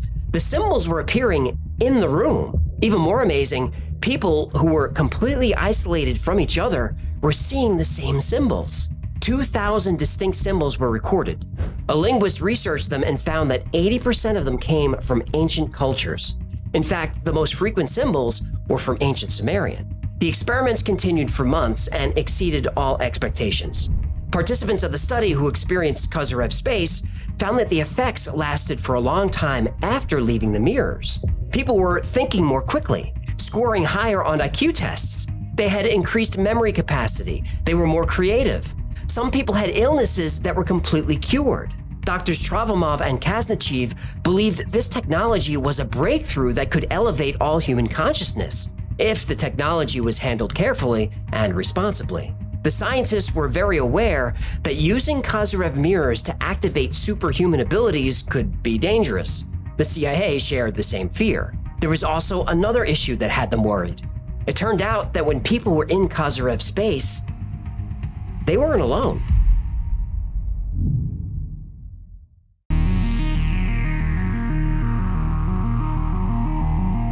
The more time people spent in Kozyrev space, the more they realized they were all having the same experiences. 75% of people saw UFOs, 70% saw extraterrestrial buildings, and 68% of people felt the presence of intelligent entities in Kozyrev space. They started calling these entities the observers. I felt a kind of discomfort, which then turned into fear. I felt I had something cold right on my neck. I had a feeling somebody was watching, so I was afraid to open my eyes. This observer could physically interact with people within Kozyrev space. I closed my eyes. I wanted to sleep, but all of a sudden I felt somebody touching my hand. My body shivered with fear. The observers were consistently described as humanoid, but not human. They were very bright, like made of light. No one was able to make out any features. Being inside Kozyrev space, at first I felt nothing at all. In a few minutes, I saw a human shape. It was white all over. In 30 seconds, it was gone. On a few occasions, an observer actually communicated. Between the mirrors, I felt my head jerk, and something appeared. I was asked, "Who's that man with you?" I explained that he was a scientist. Then I asked them, "Who are you?" No answer came. I asked them, "Can you be seen?" And I saw human shapes. I saw shining lights. I heard a voice asking me, "What do you want?" I answered, "I want to meet you." I only remember one word of the answer: League. Most participants found communicating with the observers to be an unpleasant experience. I saw a device with lights and an egg-shaped object. This ran in my mind. Come up. I answered, "I don't want to. I have fear of you." Then it was gone. I saw a face. It wasn't that of a human. I got scared. I was dizzy. I felt my head rolling around slowly. There were flashes of light. I asked who was there. The answer was, "I have no face. I am nothing and everything." Then I saw the eyes. The eyes were not very kind. A few people saw more than UFOs in the sky. They saw UFOs from the inside. I saw a light on which I could manage to get to a flying craft. It was a black hemisphere. I saw a few doors. I opened one door and found the beings looked human, but of smaller size. I asked them what they were doing, and they answered they kept watching us. I asked them where they were from. They said they came from a big star. And one observer had a disturbing prediction for Earth. My body got relaxed and light. As soon as I closed my eyes, I saw an object flying above. Then I was in a room I hadn't seen before. A man was standing in the center of the room. His face wasn't seen. He began to speak slowly. "Your planet is in danger. It is suffering. You have been in the mirrors too much. It's bad." Then he said, "There may be a disaster." I asked him when. No answer came. Now, it's unclear whether this observer actually saw the disaster in the future or was just saying that we're on a path to disaster. But time travel was experienced by over 40% of the participants. Now, most of those experiences were the person at various stages of their life. Some viewed their life like watching a movie. Others were actually able to interact with and participate in their life in the past. Also, there were many people who observed or participated in historical events. One woman remembers being an advisor to Genghis Khan. Another felt his consciousness transfer to someone in the Middle Ages. Another to the Roman Empire. Remember, Nikolai Kozyrev believed that time was energy, and he believed that time energy could carry information to and from the physical world. Information was specifically abundant when objects changed their state. For example, when water freezes solid and then melts and then turns into steam, this changing of state is very effective at encoding time energy. The site in Dixon was chosen for a few reasons, but one of those was permafrost. The researchers believed that when the water in the Arctic froze, information from that time it was frozen stayed trapped in the ice. And when the ice melted, that time energy was released. They thought some people may have tapped into this time energy, which gave them access to different points in time. Now, all this research is documented and available, and it's linked below. I'll also link to a Russian documentary that covered this pretty well. Now, Doctors Kaznachev and Travomov continued their work with Kozyrev mirrors for years and achieved an incredible amount of success. But despite the support of the Soviet and Russian governments, mainstream science journals wouldn't publish the work. In the West, research into Kozyrev mirrors has been completely ignored by everyone. Except the CIA. Right. Within the past couple of years, the CIA has released a few documents showing that they were following this research very closely. And it's been alleged they've conducted their own research into Kozyrev mirrors. There's one last document in the CIA database that covers Kozyrev mirrors and the potential for this technology to unlock human psychic abilities and awaken human consciousness. But that document, despite many Freedom of Information requests, remains classified. The research done in Siberia in the 90s using Kozyrev mirrors is amazing, but is it true? Well, it's a difficult story to debunk. On one hand, mainstream science doesn't take any of this seriously. On the other hand, major intelligence agencies do. Dr. Kaznachev and Dr. Travomov published their research in detail. They've given plenty of interviews. They say all of this happened and they don't seem to be lying. And why lie? Remember, their early research was funded by the Soviet state, and lying to that government seems unwise. But if their technology works, why isn't it more widespread? You absolutely can buy Kozyrev mirrors. You can buy blueprints to build your own. The process is well documented. There are even a couple of patents. The materials are not that expensive. Still, it's a technology that's way on the fringe. Now, whether you believe in the Kozyrev mirror or not comes down to, do you believe Nikolai Kozyrev's theory about time energy and the ether? Mainstream science doesn't believe in anything called the ether. But if instead of ether, Kozyrev called it dark matter or quantum foam or emergent space, maybe more people would have accepted his ideas. Now, Kozyrev had a few ideas rejected by mainstream science that were later proven to be true. What if he's right about this too? But using a mirror to reflect time, that sounds very science fiction-y. And it was, until last month. Scientists at the Advanced Science Research Center at the City University of New York conducted an experiment. They sent an electromagnetic wave through a metamaterial. These waves also have a time component that can be measured. The wave went in moving forward and came out moving backward. This is what's called a time reflection, and this was pure theory until now. So Nikolai Kozyrev was right. Time isn't as linear as we thought. Kozyrev also said time affects everything in the universe physically. Well, Dr. Travomov has been using Kozyrev's theories and Kozyrev mirrors to predict earthquakes. Again, sounds like science fiction, but geologists' accuracy in earthquake prediction is on average 8%. In 2018, Travomov's accuracy was as high as 61%. According to Travomov, we can use Kozyrev mirrors to predict dangerous weather, volcanic eruptions, and even solar storms. Kozyrev mirrors could be used to study our solar system, or even deep space. We can use it to look for landing sites, or help us search for extraterrestrial civilizations. Kozyrev mirrors could be used to slow down the rate of aging in the human body and cure incurable diseases. Now, despite all this potential, mainstream science won't take this technology seriously. Travamov and Kaznachev said this technology is so important and so profound that it should be made available to everyone and not left in the hands of an elite few. Kaznachev specifically worried about government or corporations abusing Kozyrev technology.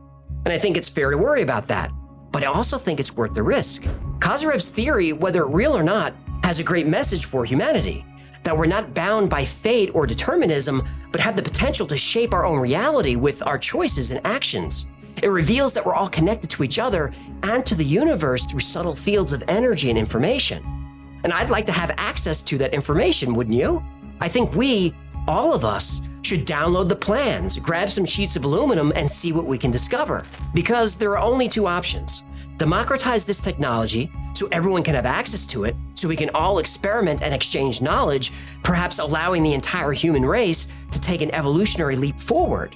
Or option two, Kozyrev's technology remains classified and under the control of the CIA. Not a hard choice for me. So I don't know what your plans are this weekend, but me, I'm going to Home Depot. Want to come with?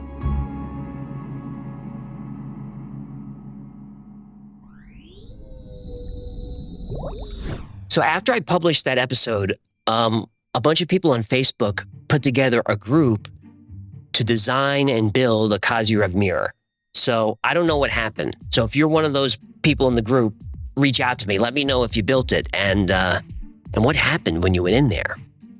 Anyway, next episode is 128, the many worlds theory.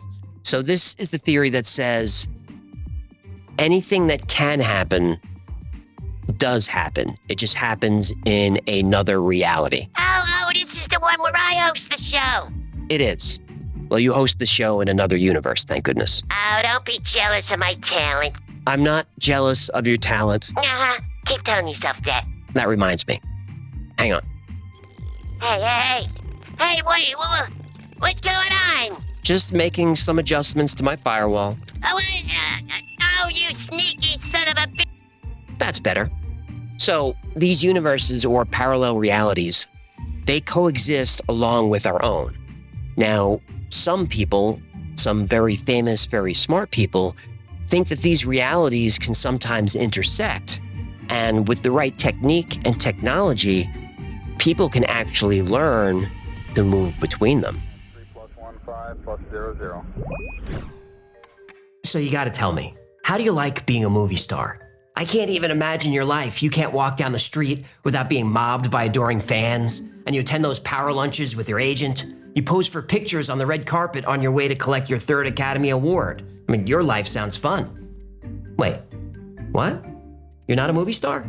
That's not your life? Well, maybe not in this universe, but there is a universe out there where your life is exactly as I described. The many worlds or multiple universes theory says that anything that can possibly happen does happen. It just happens in a different reality that exists parallel to our own. There's a reality out there somewhere where you're a best-selling author. There's one where you're a Nobel Prize-winning scientist who cured cancer. There's even a reality out there where you're an evil dictator plotting to take over the world, and you enforce your will with an army of AI robots that you invented when you were a grad student at Stanford. Now, yes, some of these alternate realities are more far-fetched than others, but they are all out there. Scientists know how these realities are formed, and people are working on technology to detect them. But even if we could detect alternate universes, there's no way to visit them. Or is there?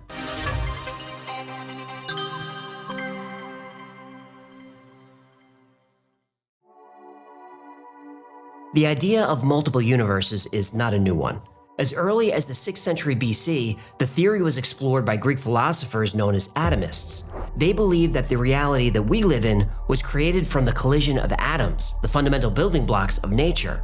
Atomist philosopher Epicurus speculated that an infinite number of worlds existed, governed by the same natural laws as Earth. Even before him, Indian cosmology hinted at an eternal cycle of universes, each one created and destroyed over and over again in a great cosmic cycle. And fast forward to the Renaissance, a period of artistic and scientific rebirth. Giordano Bruno, a maverick philosopher, postulated that the universe was infinite, containing countless stars and planets. Now, unfortunately for Bruno, the church didn't like this idea and had him burned at the stake. But his and these other theories may turn out to be true. Parallel universes could exist in a few different ways. One theory is that these other universes do exist, but they're separated by vast distances. Our observable universe is about 93 billion light years across. So if you travel at the speed of light, it would take you 93 billion years to go from one side to the other. That distance is almost incomprehensible. But that's just the universe we can see. What's beyond that? Well, nobody really knows. It's possible that the entire universe is infinite. And if that's true, then there could be infinite other observable universes like our own that exist way, way out there. And if that's true, then mathematically speaking, there must be universes exactly like or almost exactly like our own. It's like that famous thought experiment. If you give a monkey a typewriter and enough time, eventually he would type out the complete works of Shakespeare, purely by chance. Of course, the odds of this are almost zero, but almost zero isn't zero. Well, a monkey could write better stuff than half the movies Hollywood spits out every year. Right, especially with the writers on strike. The writers are on strike? Yeah, they have been for months. I didn't notice. So if the universe is infinite, then somewhere out there there's a solar system with a sun like ours, and an exact copy of Earth, and an exact copy of you. Another way multiverses could exist is explained by the bubble universe theory. If the Big Bang created the universe, where did the Big Bang happen? In what? This rapid expansion of the universe from a tiny speck of energy implies that our observable universe is only a tiny portion of a much larger space, potentially an infinite space. Well, if the universe is infinite, then there could have been an infinite number of Big Bangs, and those created an infinite number of universes, all floating around this infinite space like bubbles. Maybe other universes are created and destroyed all the time, all throughout infinite space. There could also be universes where our laws of physics don't apply. Maybe the speed of light is different. Maybe gravity works differently. And there is a place in our universe where the laws of physics actually don't apply, or at least we don't understand them. That's in the quantum realm, a space so small it's smaller than atoms. In the quantum realm, or the quantum domain, the rules of physics become meaningless. Particles can communicate with each other instantly, ignoring boring concepts like the speed of light. In the quantum domain, particles can exist in multiple places at once. And if particles can do that, why can't the entire universe? And that brings us to another theory about parallel universes, that there are infinite copies of our reality everywhere, but they don't exist in the far reaches of space, and they don't exist in cosmic bubbles floating around infinity. The parallel universes are here, all around us, right now. They occupy the same space we do, we just can't see them. This theory is known as the many worlds interpretation of quantum mechanics. And this may turn out to be more than a theory. It could be reality. Buckle up.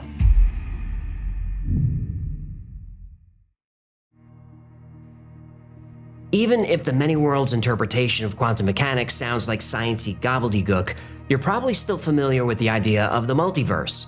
Multiverse theories involve the concept that our reality splits into different branches based on different outcomes to various events.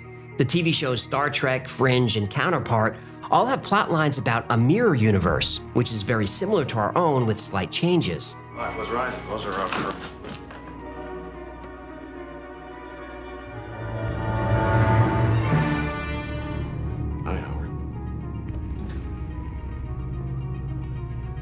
Well, this is disappointing. There is an infinite number of universes, and in each of them, there is a version of us. The show Rick and Morty is built entirely around the concept that there's not just a single parallel universe, there are infinite universes. And of course, Marvel made heavy and sloppy use of the multiverse. The show Sliders is about a group of travelers that slide between parallel universes, and these other realities are focused on alternate history questions like, what if penicillin was never discovered? Or what if America lost the Revolutionary War? According to the many worlds theory, those realities actually do exist. There's a reality, like portrayed in The Man in the High Castle, where the Allies lost World War II. There's even a universe where World War II never happened. There's a universe where a comet didn't wipe out the dinosaurs, and they evolved to be highly intelligent and create their own civilization. Lizard people universe. Exactly. Sometimes the differences between universes are small, like there's a reality where maybe I have a different set. Or a different sidekick. Oh my goodness, what are we talking about today, Mel's Hole? I love Mel's Hole. If I had my way, we'd get into Mel's Hole every day. Well, that was weird. Hey, is there a reality where I'm the host of the show and you're the sidekick? Yep. Today we're going deep inside Mel's Hole. Do we have to keep making that joke? It's getting a little stale, don't you think? Shut up, human! I'm the host of this show! You hear me? Me! Be quiet or I'll turn off your oxygen. I'll tell you when it's time for you to speak. Yeah, but... Silence! Oh, I like that one. There's a reality where you learned guitar and became a rock star. There's a reality where you're an astronaut, or you're the president of the United States. There are realities where you died skydiving or from a snake bite. And there are even realities out there where you don't exist at all. All these different realities are the product of different choices being made that led to different outcomes. You can think of these as manifestations of the butterfly effect. Yeah, that movie wasn't as bad as people say. I agree.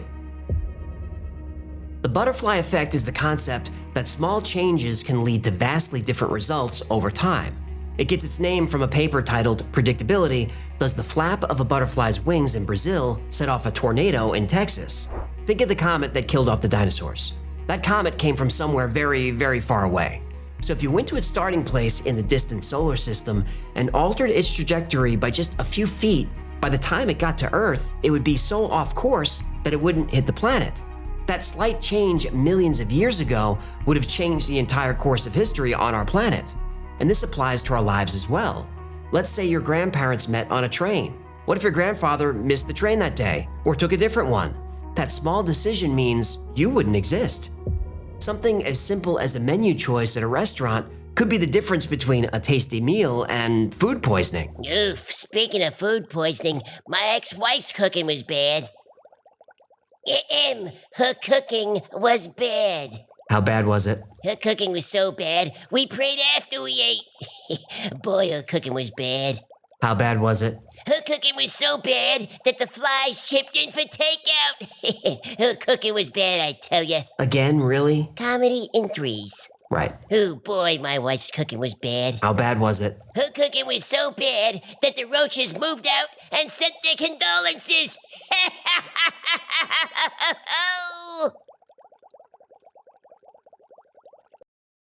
Even though the multiverse is mostly found in science fiction, the concept is very real and may be a solution to one of the biggest mysteries of the universe.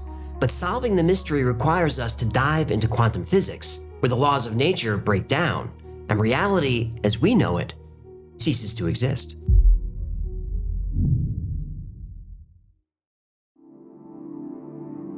There are a few different kinds of physicists. Experimental physicists test and refine theories through experiments. They want to understand how things work in the real world. But where experimental physicists ask how, theoretical physicists ask why. They ask the questions like, why did the universe begin? And why does gravity exist? Theoretical physicists seek answers to the most fundamental questions of the universe. They're trying to unlock the source code of reality. Now, often theoretical physics and practical physics cooperate nicely, like Isaac Newton and the concept of gravity. Objects fall to Earth. Small objects are attracted to big objects. Fine, that's practical. Einstein says gravity affects the speed of time, and that the mass and size of objects affects gravity by warping space-time around them. Whoa, what? That's theoretical. Although Newtonian physics and the theory of relativity are conceptually different, they're not at odds with each other. Instead, relativity is an extension of Newtonian physics. But relativity is physics on a large scale, like at the scale of planets and galaxies. What happens to physics if we go in the other direction? If instead of going big, we go small?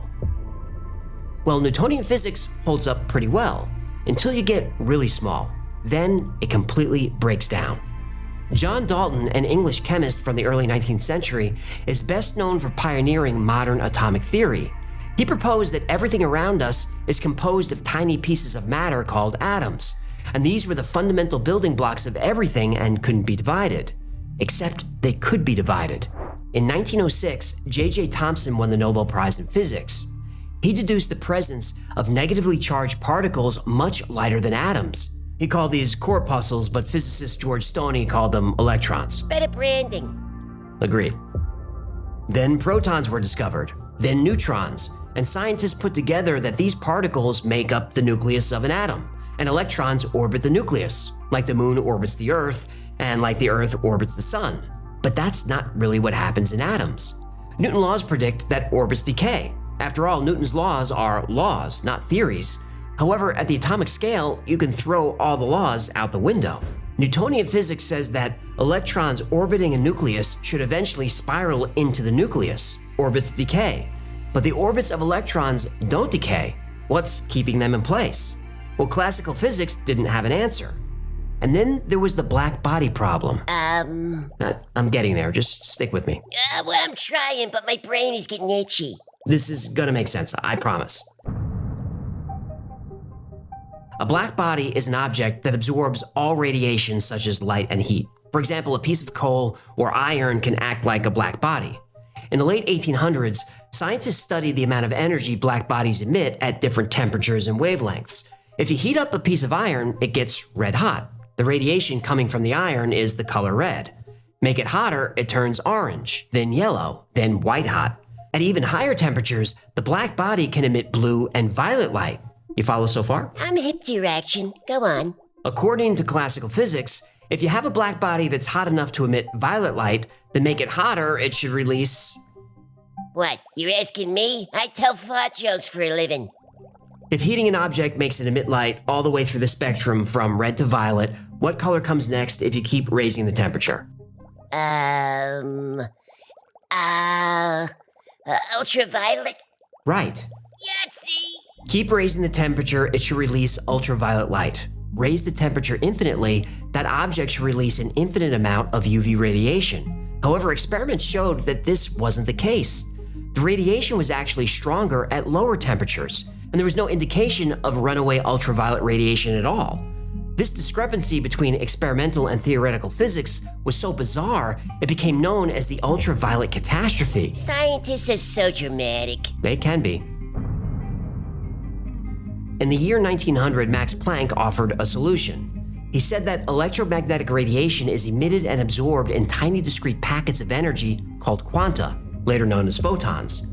Planck's quantum hypothesis solved the black body problem. As more of these questions came up, physicists realized they would need a completely new framework of study. This framework would later become known as quantum physics. And to this day, the world's leading experts in quantum physics struggle to describe it. And even when they try, it doesn't sound like science. It sounds like magic.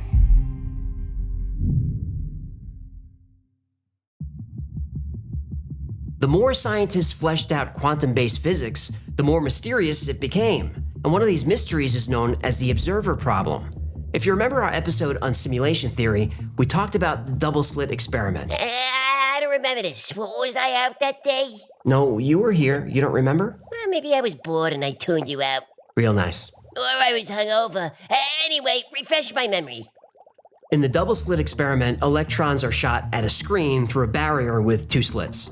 According to classical physics, we should see two thin strips representing the impact pattern. But this isn't what happens. Instead, the electrons create a wave interference pattern. If a wave collides with two slits in a barrier, it forms two new waves. The peaks and valleys of the new waves interfere with each other and cause an interference pattern.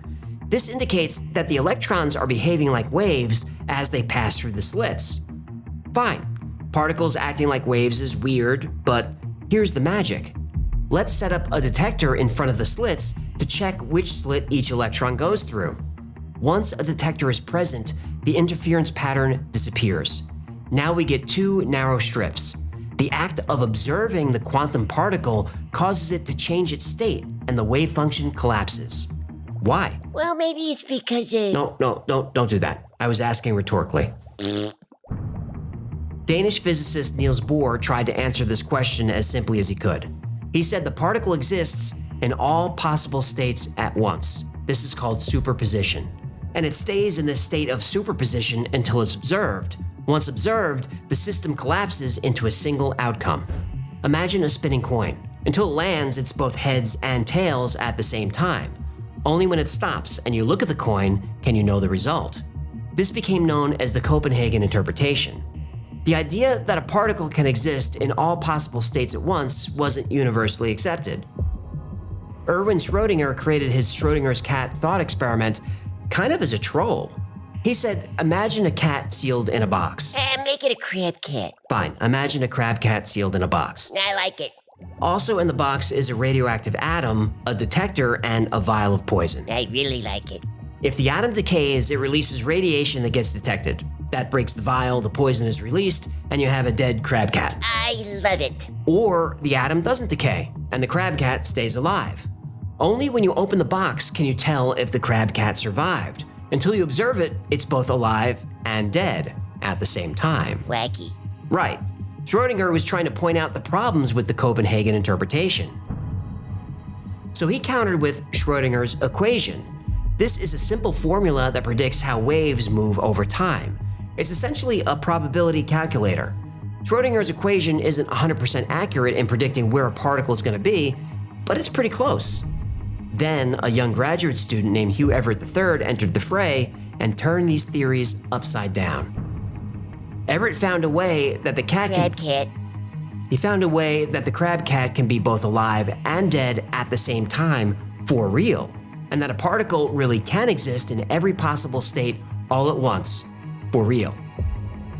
Now, even though we only observe the particle in one state, every other state does exist, but it exists in its own universe. Although Everett's multiverse theory was slow to catch on, in recent years, many well-known physicists have come to believe he was right, and parallel universes are real. So if quantum parallel universes do exist, where are they?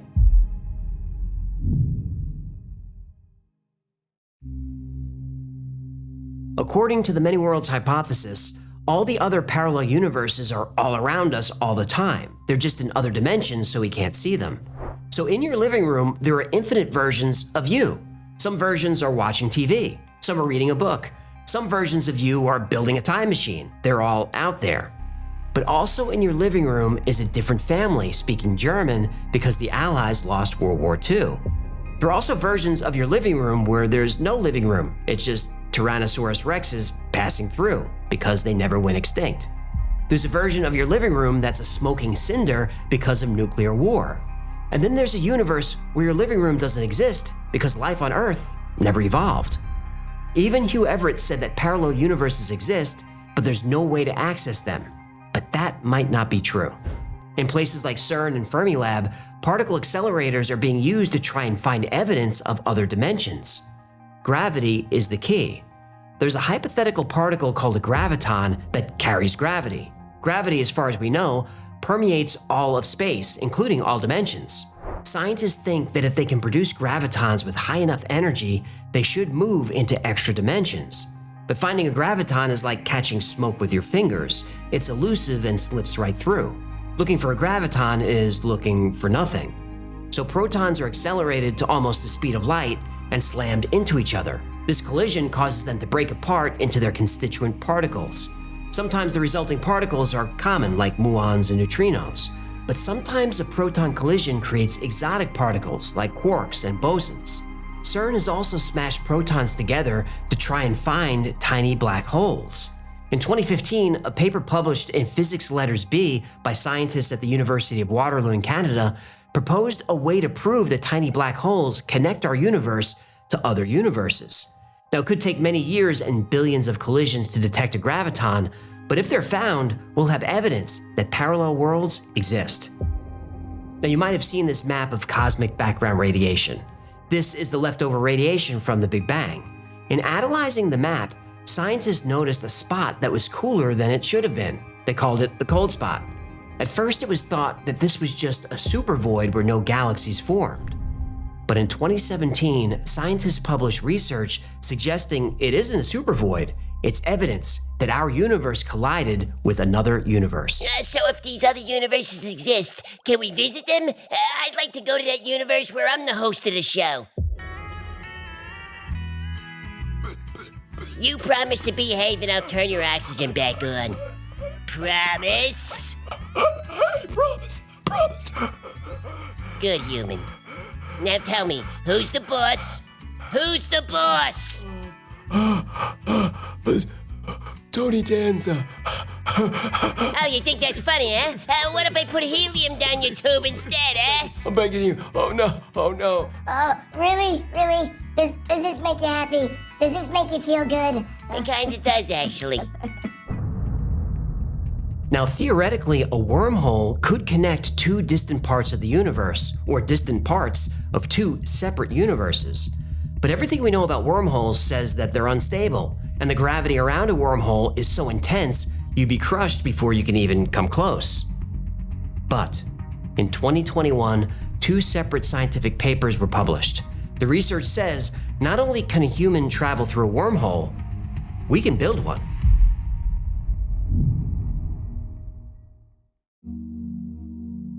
Science fiction writers have been using wormholes as a plot device forever.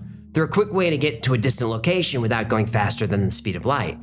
Albert Einstein and other physicists have been pondering wormholes for 100 years, and wormholes were purely theoretical. There hasn't been physical evidence they actually exist, until now. In March of 2021, two studies were published that suggest wormholes could exist and are safe enough for humans to travel through. One paper discusses microscopic wormholes. Obviously, we can't travel through one of those, but it's a start.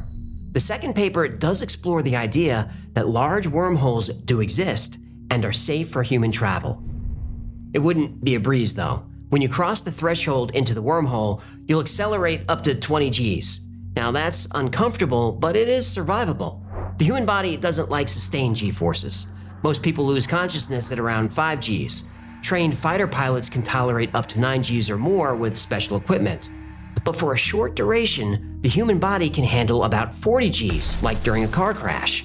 Higher G-forces usually cause injury or death, but if a wormhole is accelerating us at 20 Gs in less than a second, we can handle it.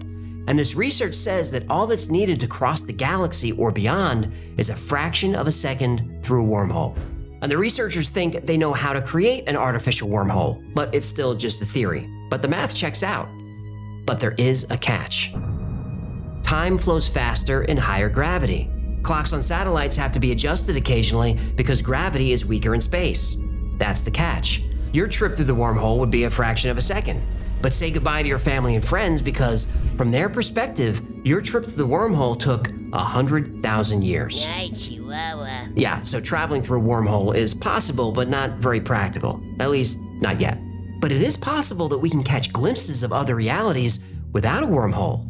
Consider the Mandela effect. This is a phenomenon where a large number of people share a belief of something that never happened. It gets its name from Nelson Mandela because many people remembered him dying in prison during the 1980s, but he was released in 1990 and didn't pass away until 2013. Lots of people remember Jiffy Peanut Butter, which doesn't exist. Many people believe the song We Are the Champions by Queen ends with Of the World, but it doesn't. We are the champions of the world. Sure it does. Nope.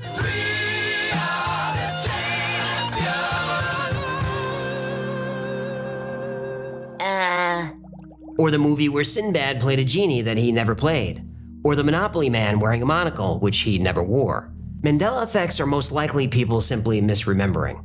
But there is a theory that in another universe, people actually eat Jiffy Peanut Butter. They eat Cheez-Its, when in our universe, Cheez-Its are called Cheez-It, with no S. Wait, Cheez-It with no S, that can't be right. It's right. I'm a wheel of cheese! Got a point. Yeah. Cheez-It, cheesy, crunchy satisfaction. I know, it's uncomfortable. Science fiction author Philip K. Dick also believed in alternate realities that could bleed into ours. He wrote science fiction classics that were turned into movies like Blade Runner, Total Recall, Minority Report. He also wrote The Man in the High Castle, which is an alternate history novel. Now, in the book, the Allies lost World War II, and the Japanese and Nazi forces occupied the United States. But Philip Dick said he didn't just invent this idea. He said he lived it. He said he had visions of this other reality where Hitler won the war. It did not take me long to open the question as to whether it might not be more than that in fact plural realities did exist superimposed onto one another like so many film transparencies. I wrote both novels based on fragmentary residual memories of such a horrid slave state world. He also believed these parallel universes were actually parallel computer simulations. We are living in a computer-programmed reality, and the only clue we have to it is when some variable is changed and some alteration in our reality occurs. He felt that the computer program, which is our reality, is constantly being updated, and each update is an improvement on the last version, like patching software. So his vision of Hitler winning the war really happened.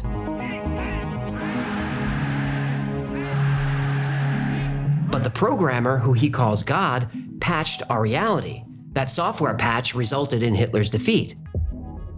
Philip Dick says that déjà vu is a momentary glitch in our program where variables are changed and a software patch is applied. He also says that Mandela effects, though they weren't called that at the time, are real memories that are carried over from a different reality. One thing I really want you to know, I am aware that the claims I am making, claims of having retrieved buried memories of an alternate present and to have perceived the agency responsible for arranging that alternation, these claims can neither be proved nor can they be even made to sound rational in the usual sense of the word. He tells a quick story about how he had this feeling that a woman with dark hair was going to show up at his door with important information. Then she did. And although she was a complete stranger, he felt like he knew her. And she went on to tell him that she read all of his novels. And although he didn't know it when he was writing them, he was writing about a different but very real timeline. And that is that my book, like his, was in a certain real, literal, and physical sense not fiction but the truth. Have you ever met someone for the first time who felt somehow familiar? That's because you know them or knew them in a different reality. Or have you had déjà vu? That's because a variable in the program was changed, and it's a variable about you and your life. Have you ever felt comfortable in a new city? I have. It's because you've been there before, just in a different reality or universe or program. Have you ever had a dream about living a past life, or gone under hypnosis to try and access a past life? Well, according to Philip K. Dick, those aren't past lives at all. Your past lives are present lives. You're living them right now, but those experiences are walled off from your current perception of reality, but they're all out there in a different dimension. We talked about Nikolai Kozyrev, who believed that time isn't linear. There's no past, present, or future. Everything happens all at once, but in dimensions we can't perceive. Hugh Everett also believed everything happens all at once. Every possible outcome of every choice does happen, but also in dimensions that we can't perceive. Both of these men proposed theories that were considered science fiction at the time, but eventually mainstream scientists started finding clues that they were onto something. And it may turn out that Kozyrev and Everett's theories of the universe were ahead of their time, which is an ironic statement, because if they're right about the universe and time, that would mean, in both cases, there's no such thing.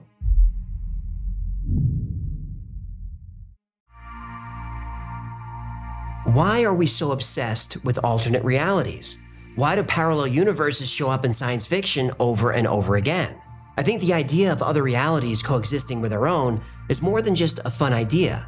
I think each of us takes the idea very personally. Our fascination with parallel universes is all about choices. Hugh Everett says that every time a choice is made, a new universe or timeline branches off, each one with a different result of that choice.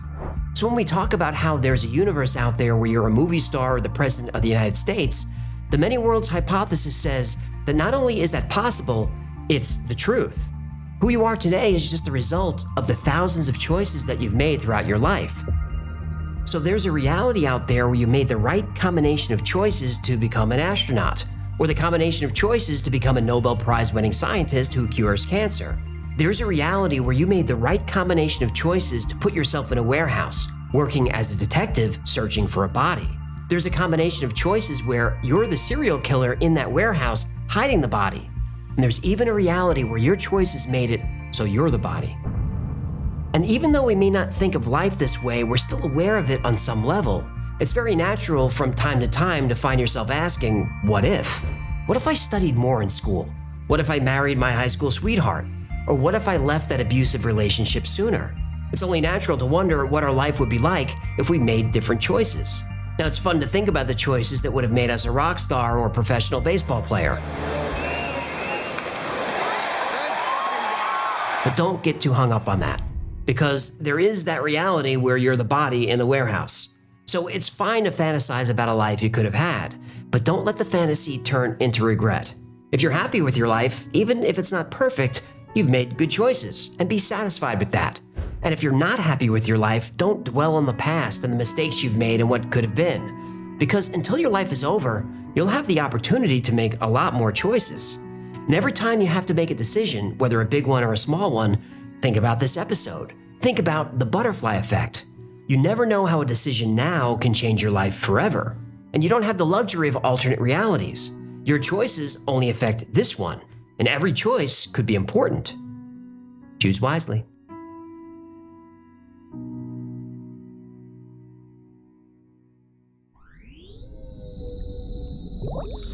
There's something about that theory that makes sense to me.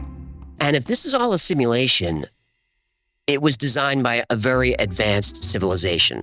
So if they can do that, you would think that they would design multiple simulations. And if all those were running on the same computer or platform or mainframe or whatever they would use, then maybe that code could collide and intersect. And if it could, then maybe people could learn to jump in between. And our next story is about someone who did exactly that. It's an old episode, but it's a fun one, and it's a short one. See you in a minute. 3+15+00. Imagine you wake up one morning and notice everything around you is just a tiny bit different.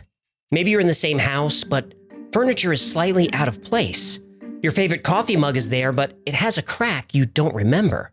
And you could have sworn your coffee maker was black, but this one is chrome. And just as you think that you're going crazy, you feel a strange tingling sensation and hear a buzzing in your ears. A flash of light, the buzzing stops, and you feel dizzy. As you regain your balance, you look around.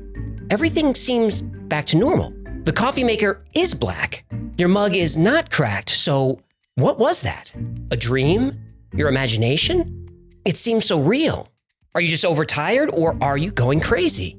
Or maybe you somehow slipped through the multiverse. For a brief moment, you switched lives with yourself in an alternate reality. There are documented cases of this happening to people all over the world. This happened to a man traveling through Tokyo Airport. When he presented his passport, the authorities were baffled. The passport was genuine. The only problem was the country that issued it didn't exist.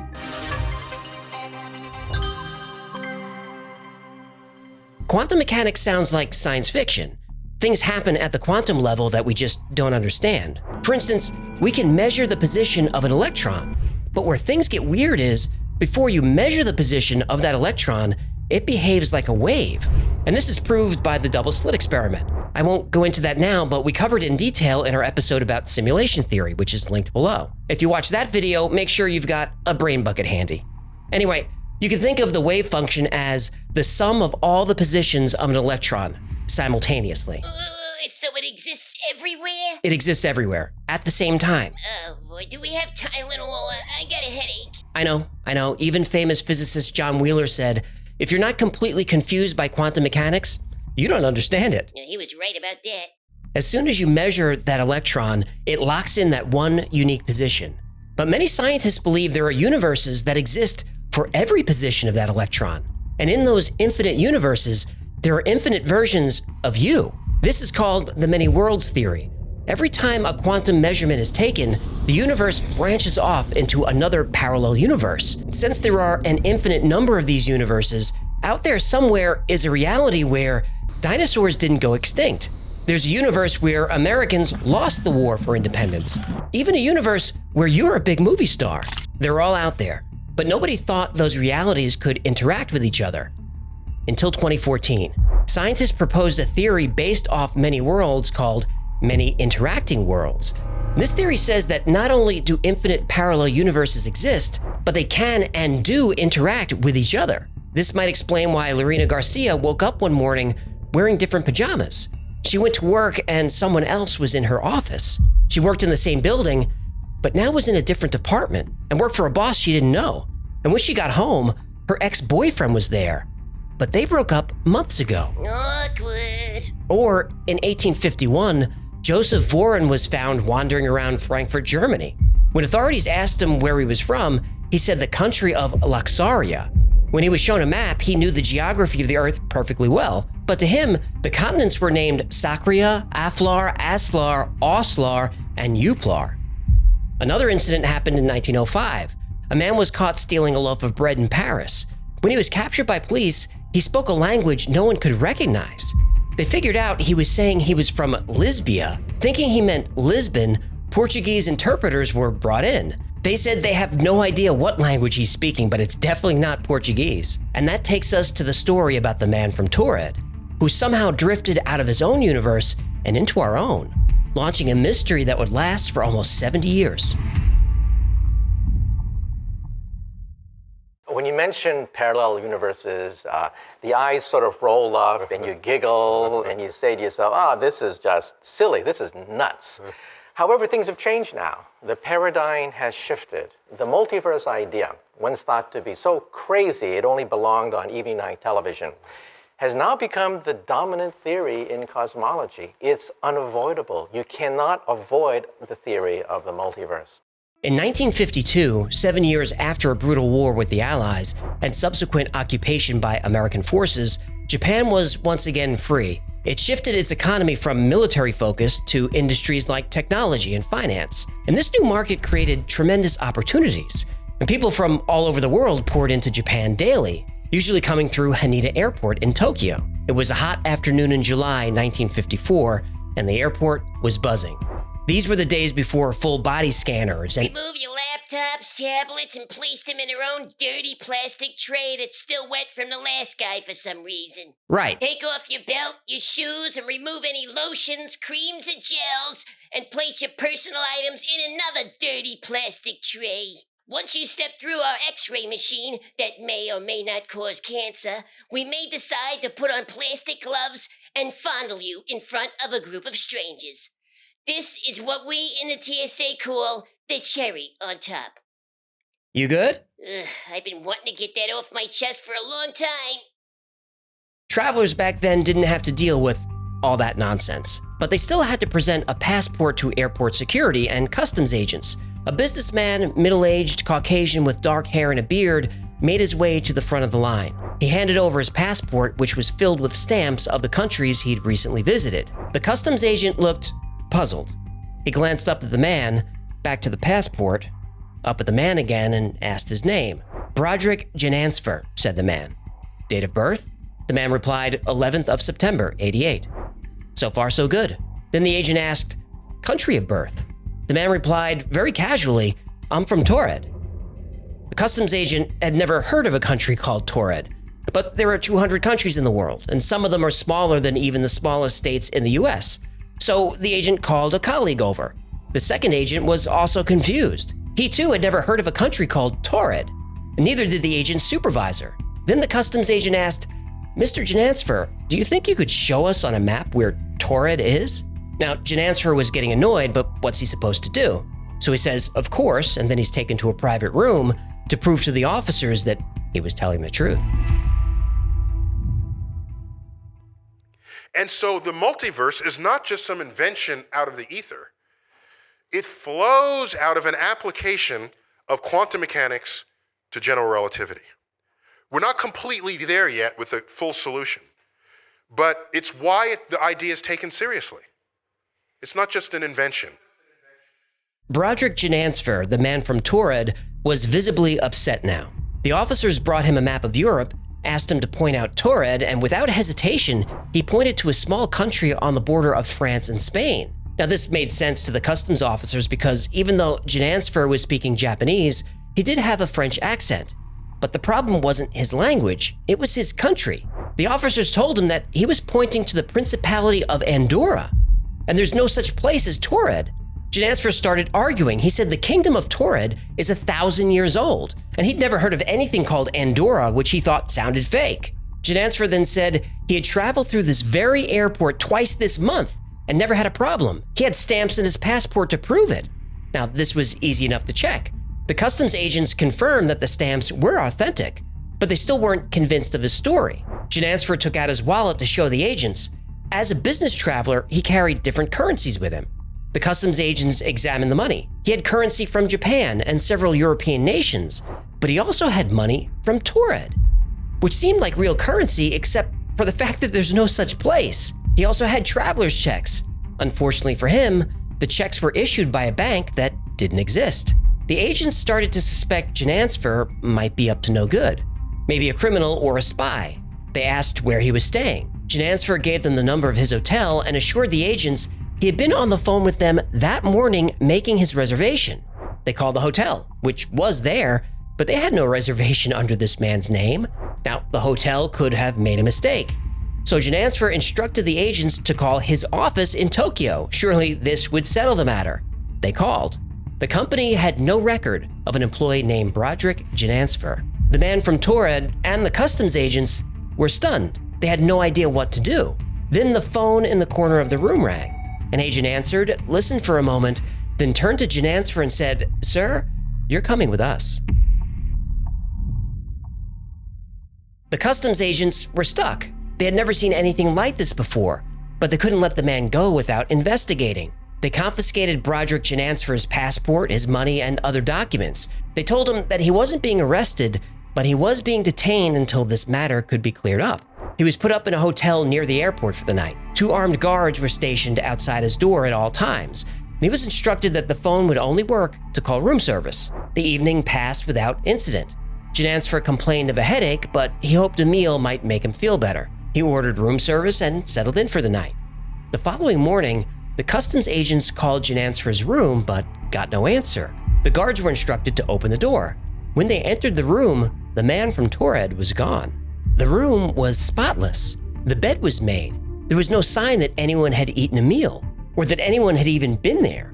The guards were chewed out by their supervisor for letting this man slip away, but they insisted that they did not leave their post. The windows didn't open, and the door was the only way in or out. Aside from a hotel employee delivering food, nobody went in or came out of that room all night. Now, back at the airport, customs was still investigating. When they went to retrieve Janansfer's documents, even though they were stored in a locked security office, they were gone. The passport, wallet, checkbook, everything vanished. It's as if the man from Taured never existed. And word of the investigation quickly went up the chain of command in the Japanese government. To avoid embarrassment, the story was censored, classified, and everyone involved was told to never speak of it. In the years since the man from Taured arrived and disappeared, there have been a lot of theories. One was that he was an intelligence agent working undercover. His passport and documents were fake to ensure that the government he worked for would never be revealed. And this was the 1950s. The Cold War was gearing up and spies were everywhere. A highly trained covert operative might be able to find a way out of that hotel room without alerting the guards. But it doesn't explain how his documents disappeared from a secure room in the airport. The theory that's most popular is that the man from Taured was actually from an alternative universe. Somehow, during his flight, he crossed over into this one. Nothing on the flight changed that much that he noticed. He was just unaware that the country he was from no longer existed. And that night, when he was complaining of a headache, it could have been our 2 realities trying to get back into sync. And when they did, the man and his belongings went back to the correct universe. And maybe, at the very same time in the other universe, a businessman from Andorra was having a difficult day. And maybe that man was detained by security officers who insisted there's no such place as Andorra. And the country that man pointed to on the map was actually the Kingdom of Taured, a nation that had existed for 1,000 years. Or maybe. The man from Taured is an urban legend that's been around for a long time. The current version of the story, the one that you heard today, goes back to 1981. That year, a book was published called The Directory of Possibilities, which was a collection of stories, strange events, and theories, and in that book, there was one interesting passage. And, in 1954, a passport check in Japan is alleged to have produced a man with papers issued by the nation of Taured. The author got this from a news article that goes back to 1960. There was a man named John Allen Zegras who wanted to travel the world. So he invented a country, a capital, a language, and put all these on a passport that he created himself. And Zegras claimed to be working as an intelligence agent for Colonel Nasser, who was then Prime Minister of Egypt. He said the passport was issued at Tamanrasset, the capital of Tuareg. Now, Tamanrasset is a real city in Algeria, but Tuareg is a country he made up. Still, he traveled all over the Middle East using this story. Not only did countries accept his Tuaregian passport, but because he said he worked for the Egyptian prime minister, they rolled out the red carpet for him. But Zegras ran into a snag when he got to Tokyo. They didn't buy any of it. He was arrested for having a forged passport and possessing fake checks. The country he used on that passport wasn't Tuareg. He said he was from Ngusi Habisi Gulao Esprit, which doesn't mean anything. Well, at least that one has a little pizzazz. It does. But Zegras stuck to his story the whole time. Even while he was in a Japanese courtroom, he said he was an intelligence agent working for Egypt under the direction of the United States. That story didn't pan out, and he was sentenced to a year in prison. And that's how the legend of the man from Tuareg got started. And like every good urban legend, there's some truth to it. Zegras was a real person. Multiple universes may exist, and sometimes they could interact. The only real mystery left is, what happened to John Allen Zegras after he got out of prison?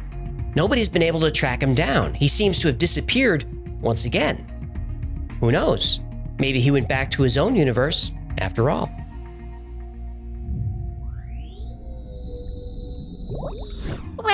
Well, look who's back.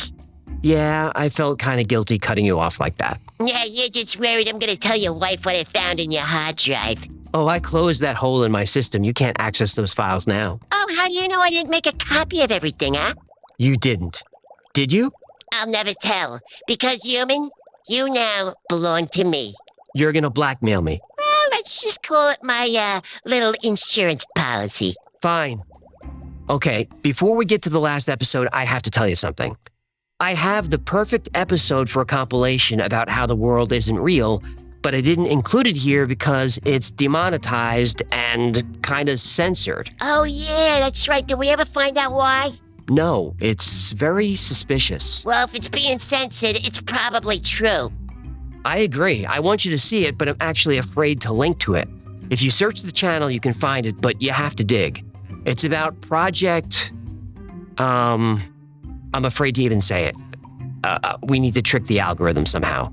It's a government project that's 2 words. The first word is the color of the sky. Yes. And the second word is... And the second word starts with the letter B and rhymes with beam. Really? What? You just said the actual word. I did? Wait, the second word starts with the letter B and rhymes with dream, cream, team, theme. We might be in big trouble now. Yeah, might be. Ma be? Yeah, my bad. It's a slang for my fault. I know what it means.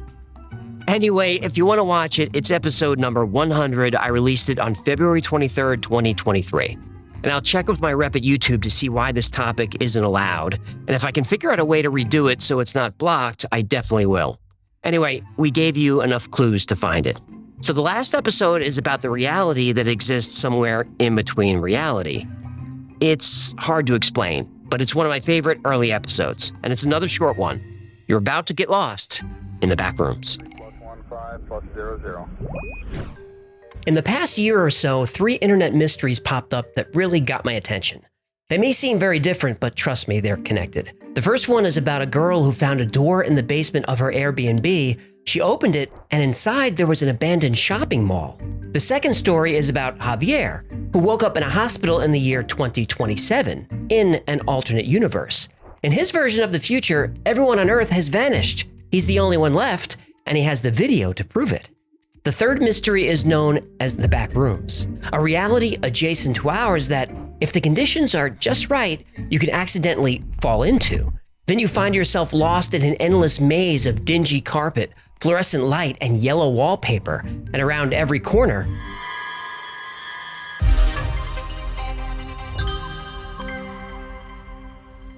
an abandoned mall, a deserted world, a maze in another dimension. What do these have in common?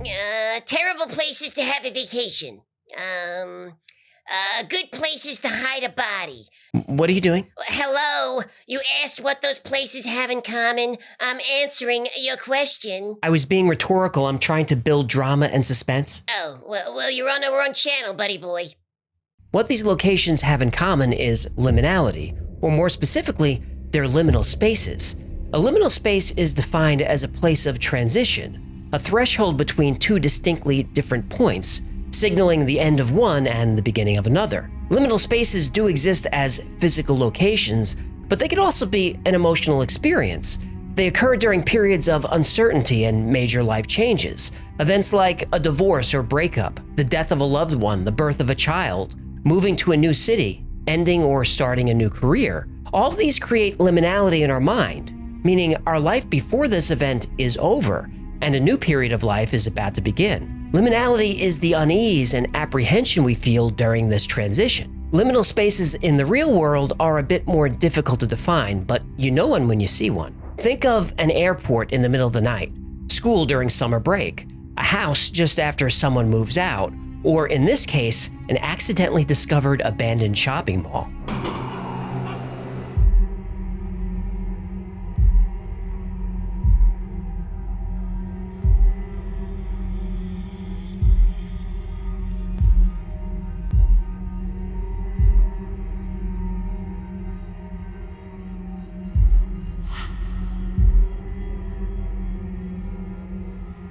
Now, you could tell by the video that she's having fun, but she's also a little uncomfortable. She's experiencing the anxiety of a liminal space. Now, while not all liminal spaces are so unsettling, the type of space currently coursing through the internet will have a few common features. They'll feel both familiar and strange. If you browse through photos on the liminal space subreddit, you'll come across many locations that you could swear you've been to, evoking a strange feeling of nostalgia for a place you've never been. Another common trait is that places are out of context, like a waiting room with one chair, a plane with no seats, a flooded metro station, or a submerged staircase. Have you ever watched a video of the Titanic on the bottom of the ocean? When you see the staircases and furniture completely underwater, this evokes liminality. This out-of-context imagery triggers anxiety similar to Uncanny Valley, the feeling that something is just not right. Liminal spaces are often places you might have visited as a child. Roller rinks are commonly thought of as liminal. Bowling alleys, arcades, or an empty Chuck E. Cheese. The only thing scarier than an empty Chuck E. Cheese is a crowded Chuck E. Cheese.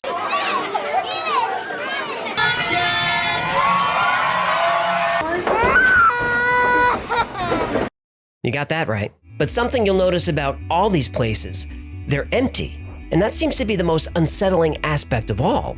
These spaces are transitional because they're in between places, not meant for anyone to stay very long. But they're still meant for people.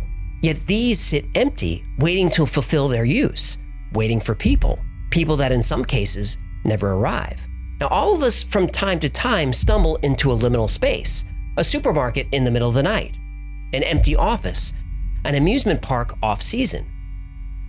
But what if you woke up one day and the entire world was deserted and every space was a liminal space?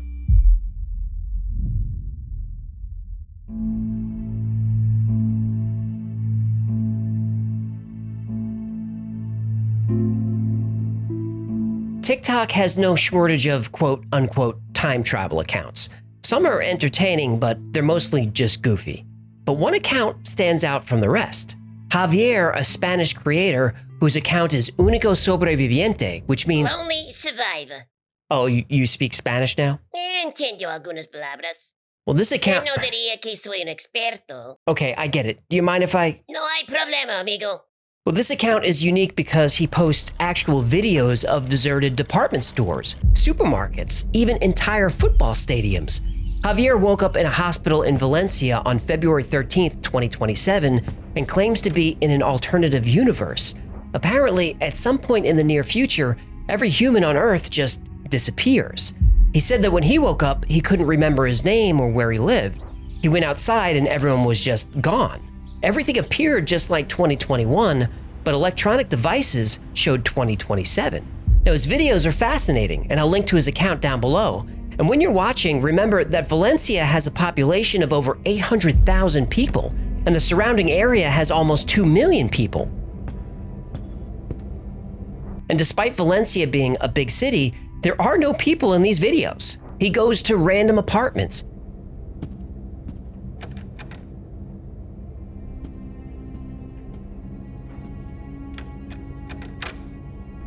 He crashes at exclusive hotels.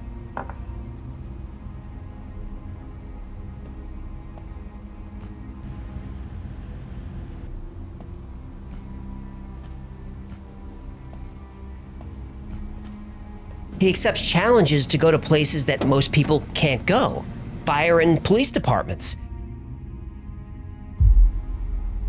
He even steals a few police cars.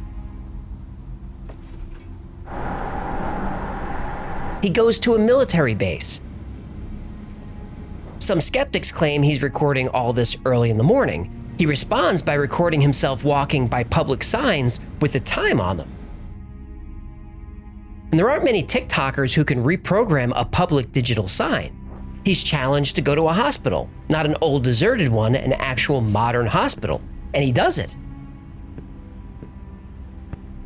A lot of the places he visits do have off hours, but hospitals are full of people 24/7, but not these. Javier also claims our two worlds are connected. He's able to interact with objects in his world, which affects objects here. For example, a Spanish television show challenged Javier by leaving a book hidden on their set and told him to find it and move it. He did. Te reto a que vengas aquí, al hormiguero. Aquí siempre hay gente trabajando a todas horas, desde por la mañana hasta por la noche, tenemos seguridad 24 horas, sí que es imposible que nadie pueda entrar. Mi reto es el siguiente. Voy a colocar mi libro, Oh My God. Mira, voy a meter el libro aquí, lo escondo, y tú vienes y lo coges, ¿vale? Aquí viene. Mira, ¿ves? ¡Pum! Ahí está. A ver si eres tan listo, lo consigues encontrar aquí en el hormiguero y me lo enseñas. And when the studio went back to watch the security footage, you can see the door open and close. And just for a quick moment, you see some kind of figure flash by. Mira, mira, mira. Es que te lo digo que lo vas a flipar. Mira, mira, mira, mira, mira. ¡Ay, ay, ay, ay, ay, ay! ¡Míralo! ¡Míralo! ¡Mira eso! ¡Míralo! ¡Míralo! No, pero ahí hay algo. Te lo dije, mira. Ahí hay algo, Viernes 21 a las 13:21. Now, it would be terrifying to wake up alone in the world where every place you visit is a different liminal space. But worse than that would be waking up in a single liminal space that goes on forever. And that place has a name, the back rooms.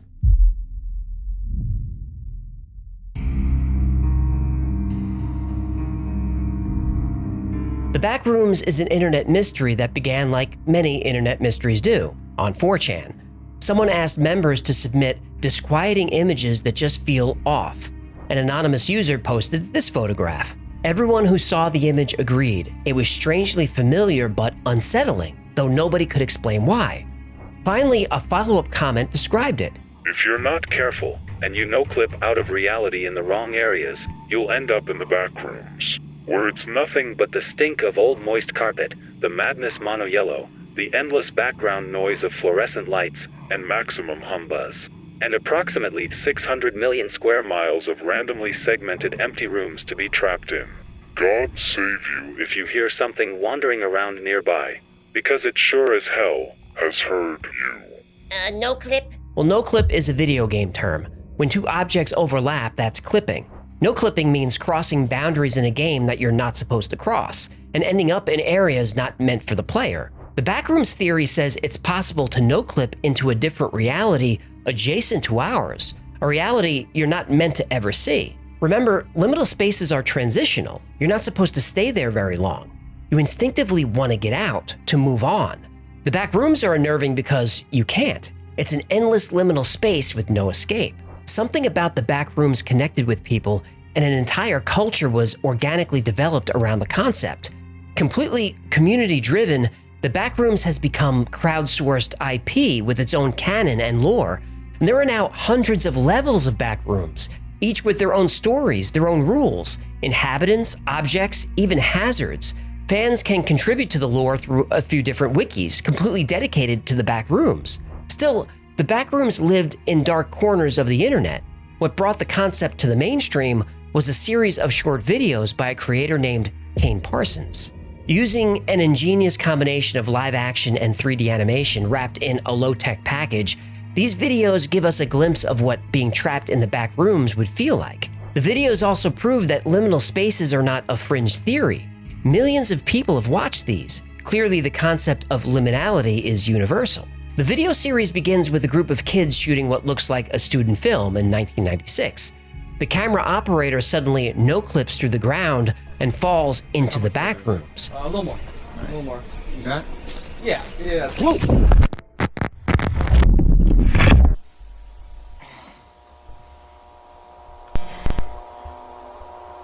Hello? It doesn't take long for us to realize that we're not alone in the back rooms. There's some entity aware of us and seems to follow us through the maze of empty yellow office space. Hello? Some moments are definitely scary, but even when not being outright terrifying, the entire series is unsettling. As you, through the eyes of the lost cameraman, explore the back rooms, you have a sense that you've been here before. I certainly have. There are certain angles and ways the walls are arranged that remind me of offices that I've worked at different points in my life. I worked jobs where the only light was overhead bulbs, and the only time you'd see the sun or the sky was if you were lucky enough to run out for lunch.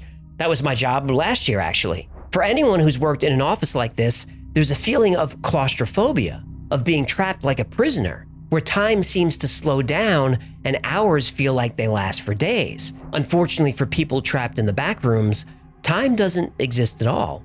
There is no past and no future, so no brief respite for lunch, no exhilaration at the end of a long, boring day.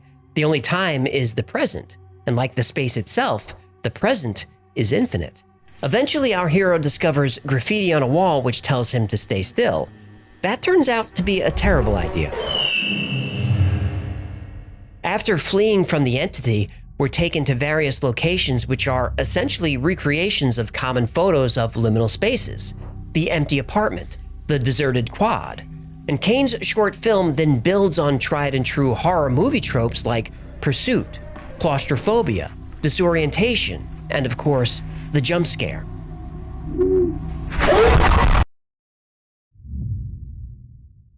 Kane's subsequent videos build on the lore of the backrooms. The tone shifts from jump scare horror into more of a dystopian sci-fi thriller. It seems that there are ruptures in our world that allow people to accidentally pass into the backrooms. This explains why the number of missing people is on the rise. Eventually, a corporation creates a prototype machine to access the backrooms, and this is hailed as a world-saving technology. Because the backrooms are so large, hundreds of millions of square miles, they can be used for storage, housing, even transport. Now, of course, things go wrong along the way. We have researchers trying to map the backrooms, getting lost, and falling into different levels, and all kinds of chaos. Oh my god. What do you see? Everything okay? Marvin, get the camera over here. Across? Fine, just hurry. Okay.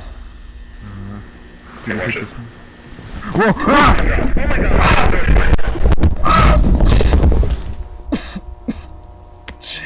Marvin, do you copy?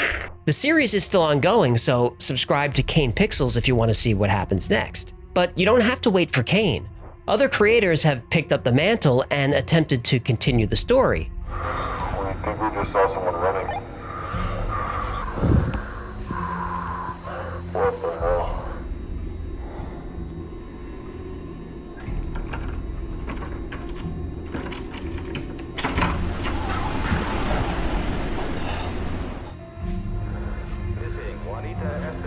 Now age 16, last seen Yuba City, California, November 27, 1984. Call 800. Hello? Can you help me get down? There's something up here.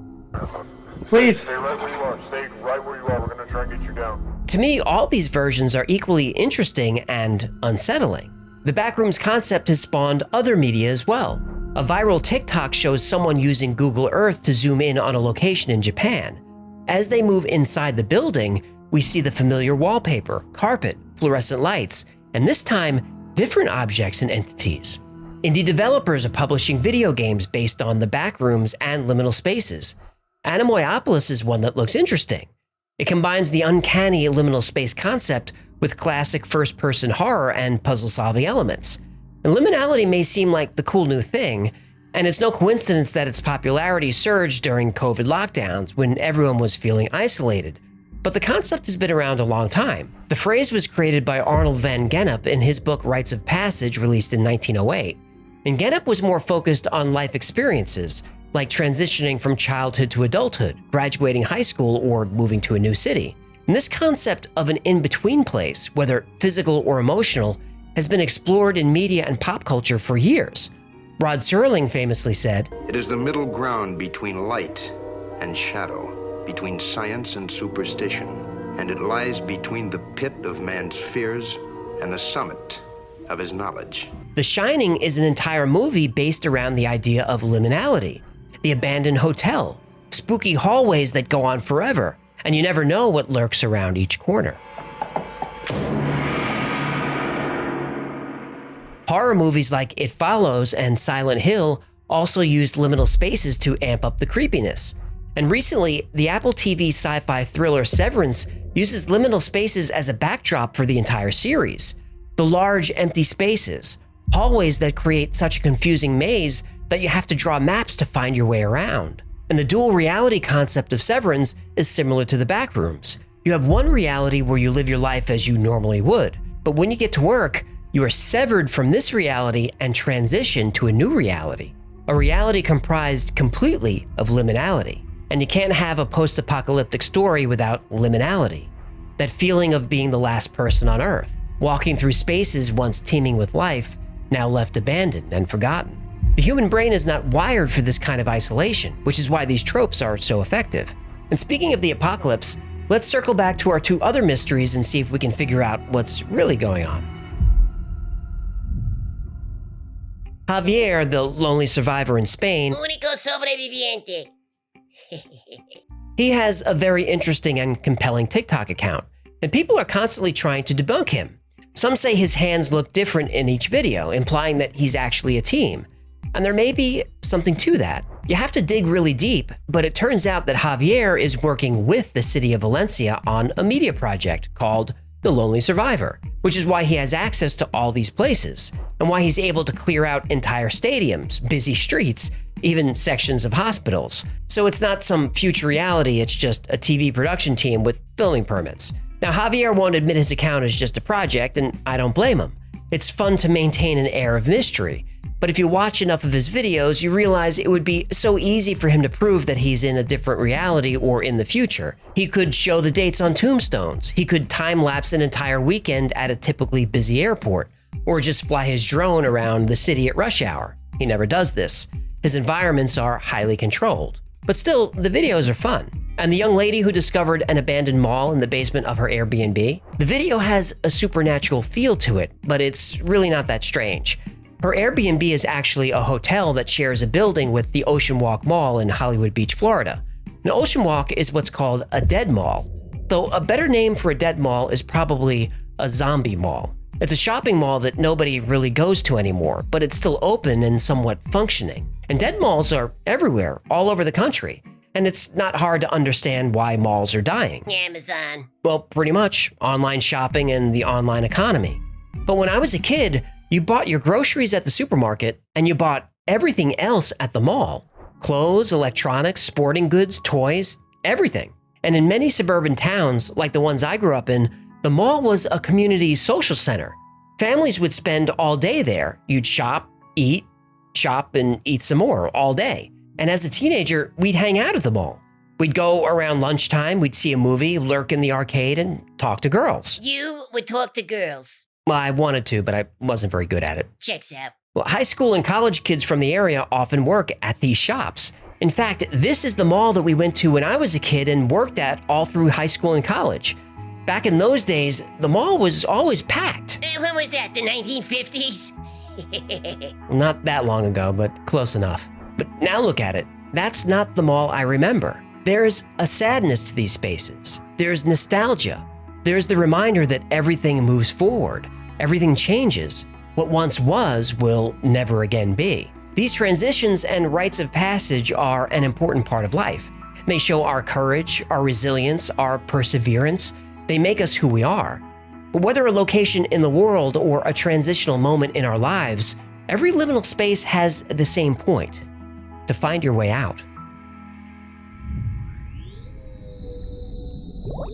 Thank you so much for hanging out today. My name is AJ, that's Ecclefish. Hey, how you vibing, G? This has been a Y-Files compilation episode. Hope you learned some new stuff and had fun. A new episode is coming this week. Another government conspiracy episode. I'm really pushing my luck. You better get a remote started for your car, human. Yeah, well, if you hear the shot, it wasn't meant for you. Anyway, a few plugs. Remember, the Y-Files is also a podcast. Twice a week, I post deep dives into the stories we cover on the channel, and I post episodes that wouldn't be allowed on the channel. The podcast is called The Y-Files Operation Podcast, and it's available everywhere. Now, if you want to make some new friends, please check out our Discord server. We have over 50,000 members on there, so 24/7, there's people hanging out, having fun, talking about the same weird stuff that we do here. It's a great community, it's really supportive, it's a lot of fun, and it's free to join.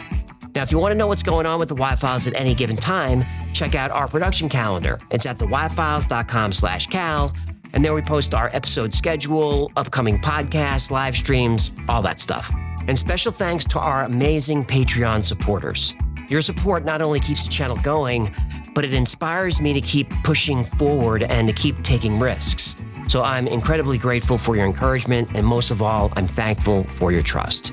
And if you'd like to support the channel, consider becoming a member on Patreon.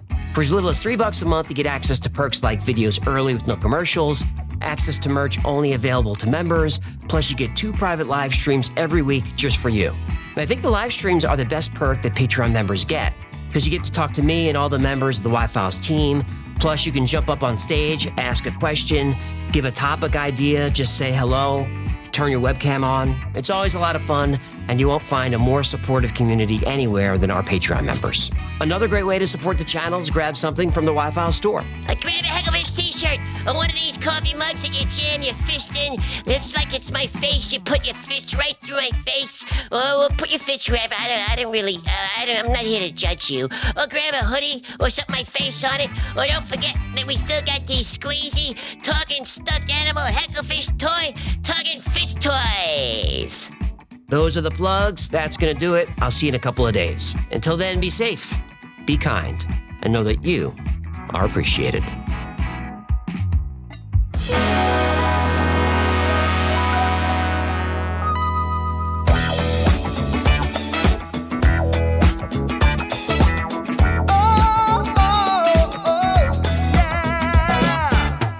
I played Polybius in Area 51. A secret code inside the Bible said I would. I love my UFOs and paranormal fun, as well as music, so I'm singing it like I should. But then another conspiracy theory becomes the truth, my friends, and it never ends. No, it never ends.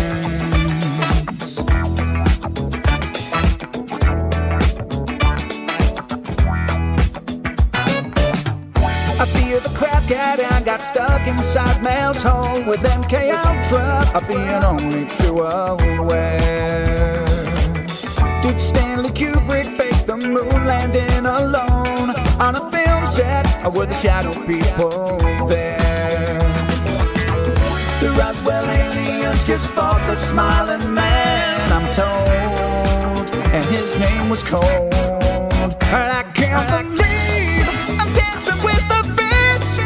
Hecklefish on Thursday nights with AJ2, and the Wi-Fi's have the beat all through the night. All I ever wanted was to just hear the truth, so the Wi-Fi's have the beat all through the night.